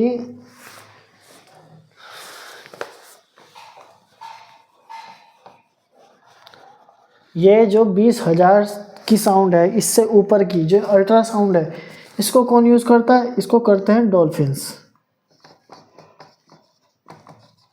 डॉल्फिन्स हो गए, बैट हो गए, बैट यानी चमगादड़, या मोथ हो गए, ये एक तरह के कीड़े टाइप होते हैं, ठीक है, मोथ्स। और चूहे, ठीक है, ये सब 20,000 हर्ट्ज से ऊपर की साउंड यूज़ करते हैं। बैट क्या है, 20,000 हर्ट्ज की साउंड, अल्ट्रासाउंड का यूज़ करता है रात को जो छोटे कीड़े मकोड़े होते हैं उनको पकड़ने के लिए। अल्ट्रासाउंड भेजता है, वहाँ से उनसे टकरा के जो भी उसका कीड़ा मकोड़ा जो भी जिसको पकड़ना चाह रहा है, प्रे है, उससे टकराती है, वो उसको रिसीव करता है, डिफरेंस नोट करता है और वो इस चीज़ को वो पकड़ लेता है, ठीक है। तो इंफ्रासाउंड और अल्ट्रासोनिक साउंड दोनों बता दिए। अब है एप्लीकेशन ऑफ अल्ट्रासाउंड। तो अल्ट्रासाउंड का यूज़ क्या है, इसको मिटाते हैं।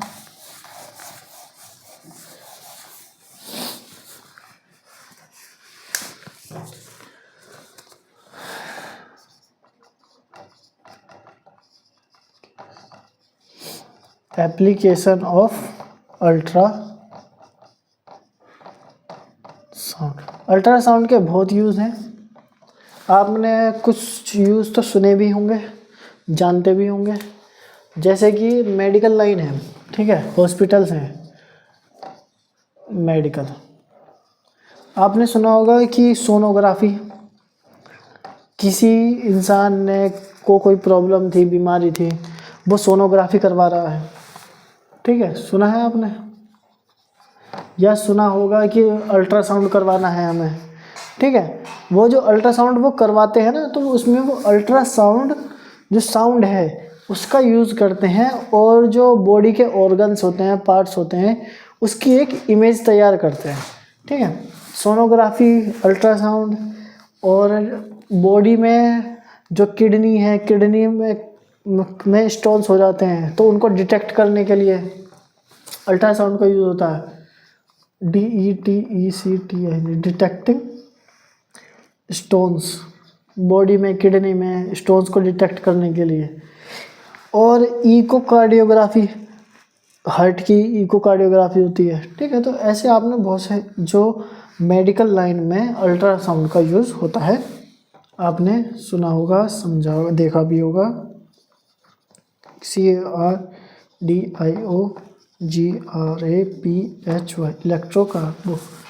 इकोकार्डियोग्राफी, ठीक है। अब ये तो मेडिकल लाइन में हो गया। अब इंडस्ट्रीज़ में कहाँ यूज़ होता है, INDUSTRIES, इंडस्ट्रीज़ में मान लीजिए मेटल है, तो मेटल में बहुत कई बार क्या होता है कि अंदर में क्रैक्स हो जाते हैं, जो बाहर से दिखाई नहीं देते, लेकिन वो अंदर होते हैं, उसमें एयर ट्रैप हो जाती है बनते टाइम ही, ठीक है। तो कई बार क्या होता है कि वो वहाँ से वीक होता है। जैसे पूरा का पूरा मेटल है, मेटल की मान लीजिए ऐसे रोड है, बहुत मोटी ऐसे स्लैब है, ठीक है, मेटल का, समझ गए आप, ऐसे। तो ये बहुत मोटा है, इसके अंदर कहीं पे छोटा सा क्रैक है। इस क्रैक को हम ऊपर से, बाहर से, आंखों से नहीं देख सकते, और ये यहाँ से कमज़ोर है, हमें इसका पता करना है। कैसे करेंगे? तो हम अल्ट्रासाउंड का यूज़ करते हैं, और अल्ट्रासाउंड जो यहाँ से अल्ट्रासाउंड भेजेंगे, यहाँ पे एक डिटेक्टर लगा देंगे। वो ऊपर यहाँ से अल्ट्रासाउंड गई, यहाँ से रिसीवर आ गया, वो इसके रिफ्लेक्शन को नोट करेगा और उससे पता करेगा कि यहाँ पे कोई क्रैक तो नहीं है, कि इंडस्ट्रीज़ में यूज़ होते हैं। ठीक है, और बहुत जगह।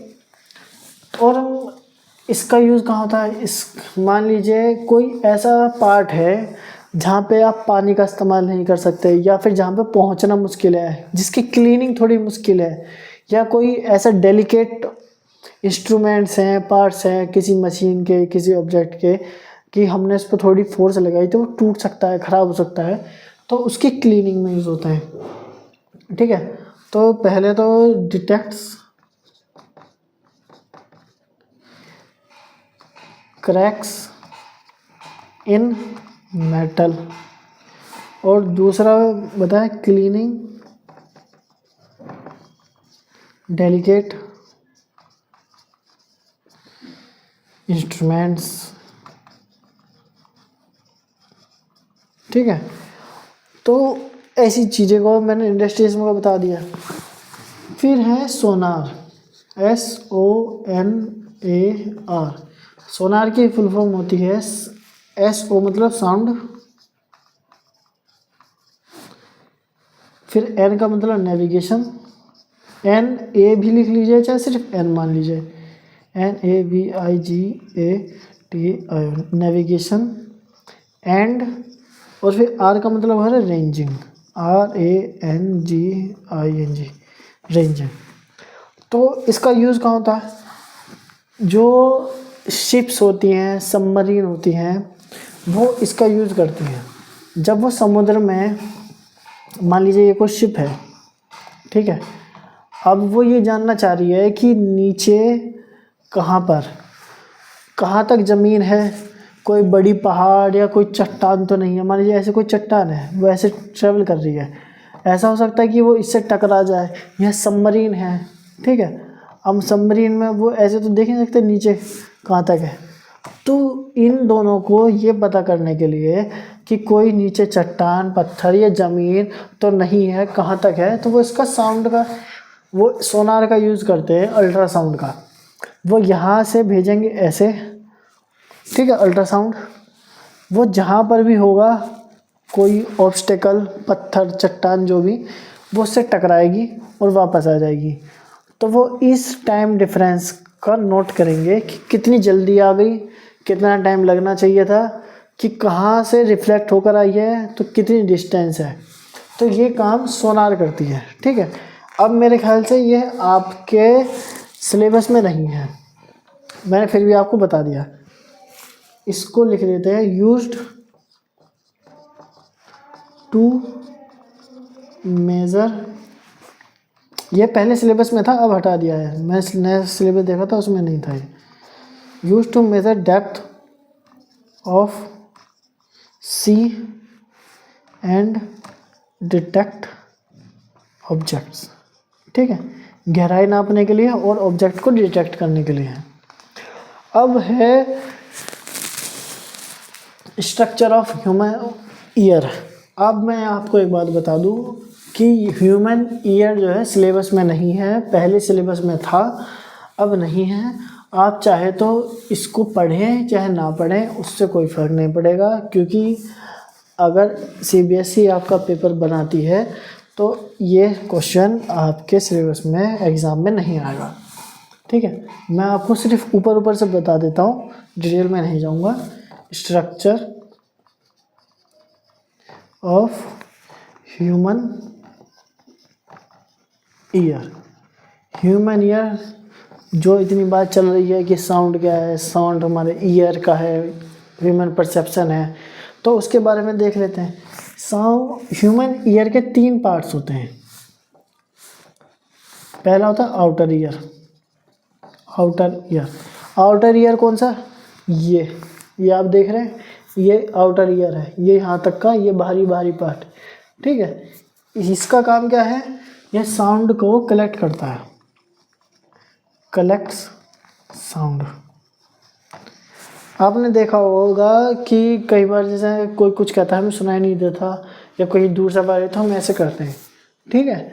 तो हम ये कोशिश कर रहे हैं कि ये जो साउंड अभी क्या है, साउंड कलेक्ट करने का काम सिर्फ इतना सा एरिया कर रहा है, फिर हम इसको ऐसे बढ़ा के कोशिश कर रहे हैं कि और साउंड आ जाए। तो ये साउंड कलेक्ट करने का काम है इस बाहरी ईयर का, इसका और कोई काम नहीं है, ठीक है।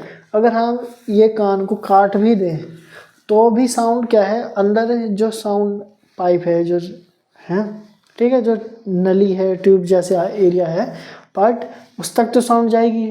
तो इसका सिर्फ साउंड कलेक्ट करने का काम है।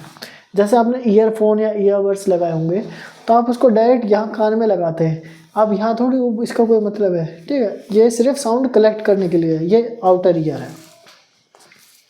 फिर आता है middle ear, MIDDLE, middle ear. Middle ear ये क्या करता है, ये एम्पलीफाई करता है साउंड को, AMPLIFIS, एम्पलीफाई साउंड। जो साउंड है यहाँ से कलेक्ट हुई और फिर जो अंदर ट्यूब है उससे होते हुए मल्टीपल रिफ्लेक्शन से अंदर जाएगी। अंदर जाने के बाद उसमें होती हैं 3 बोन, ठीक है, 3 बोन। वो 3 बोन कौन से होते हैं, 3 बोन्स। पहले का नाम है हैमर, दूसरी है एनविल, तीसरी है स्टिरअप, इसको स्टेपीज भी कहते हैं, ठीक है, इसका दूसरा नाम। और जो स्टिरअप है ये क्या है, स्मॉलेस्ट बोन है, smallest bone in human body. पूरे मानव शरीर में ये सबसे छोटी बोन है, सबसे छोटी। कहाँ पाई जाती है, कान में। ये मिडिल ईयर है, ये क्या है, एम्पलीफाई करता है साउंड को, ठीक है। साउंड आता है, इन तीनों बोन्स का यूज़ होता है, साउंड एम्पलीफाई होती है। फिर क्या है, इनर ईयर, ये नाजुक कान ईयर। ये क्या करता है, जो वाइब्रेशंस हैं, जो साउंड है, साउंड मैंने बताया वाइब्रेशंस होती हैं, ये साउंड जो वाइब्रेशंस है, इन वाइब्रेशन को, साउंड वाइब्रेशन को कन्वर्ट करता है इलेक्ट्रिकल सिग्नल्स में, ठीक है। और ये इलेक्ट्रिकल सिग्नल नर्व सेल्स में जाते हैं और फिर हमारे ब्रेन तक जाते हैं कि वो इंटरप्रेट करता है ब्रेन कि क्या आवाज़ है, क्या कहा जा रहा है, क्या बातचीत है, ठीक है, जो भी है। इनर ईयर का काम क्या है, converts vibrations into nerve signals, ठीक है। ये वाइब्रेशंस को नर्व सिग्नल्स में कन्वर्ट कर देता है और फिर हमारा ब्रेन उन सिग्नल्स को इंटरप्रेट करता है, ठीक है। तो ये चैप्टर यहीं ख़त्म हो गया। मैं उम्मीद करता हूँ कि आपको ये समझ में आया होगा। ये चैप्टर मैंने बहुत ही आराम से अच्छे से समझाने की कोशिश करी है। अगर इसके बाद भी आपको कोई डाउट रह जाए, आपको कोई चीज़ समझ में ना आए तो आप कमेंट कर देना।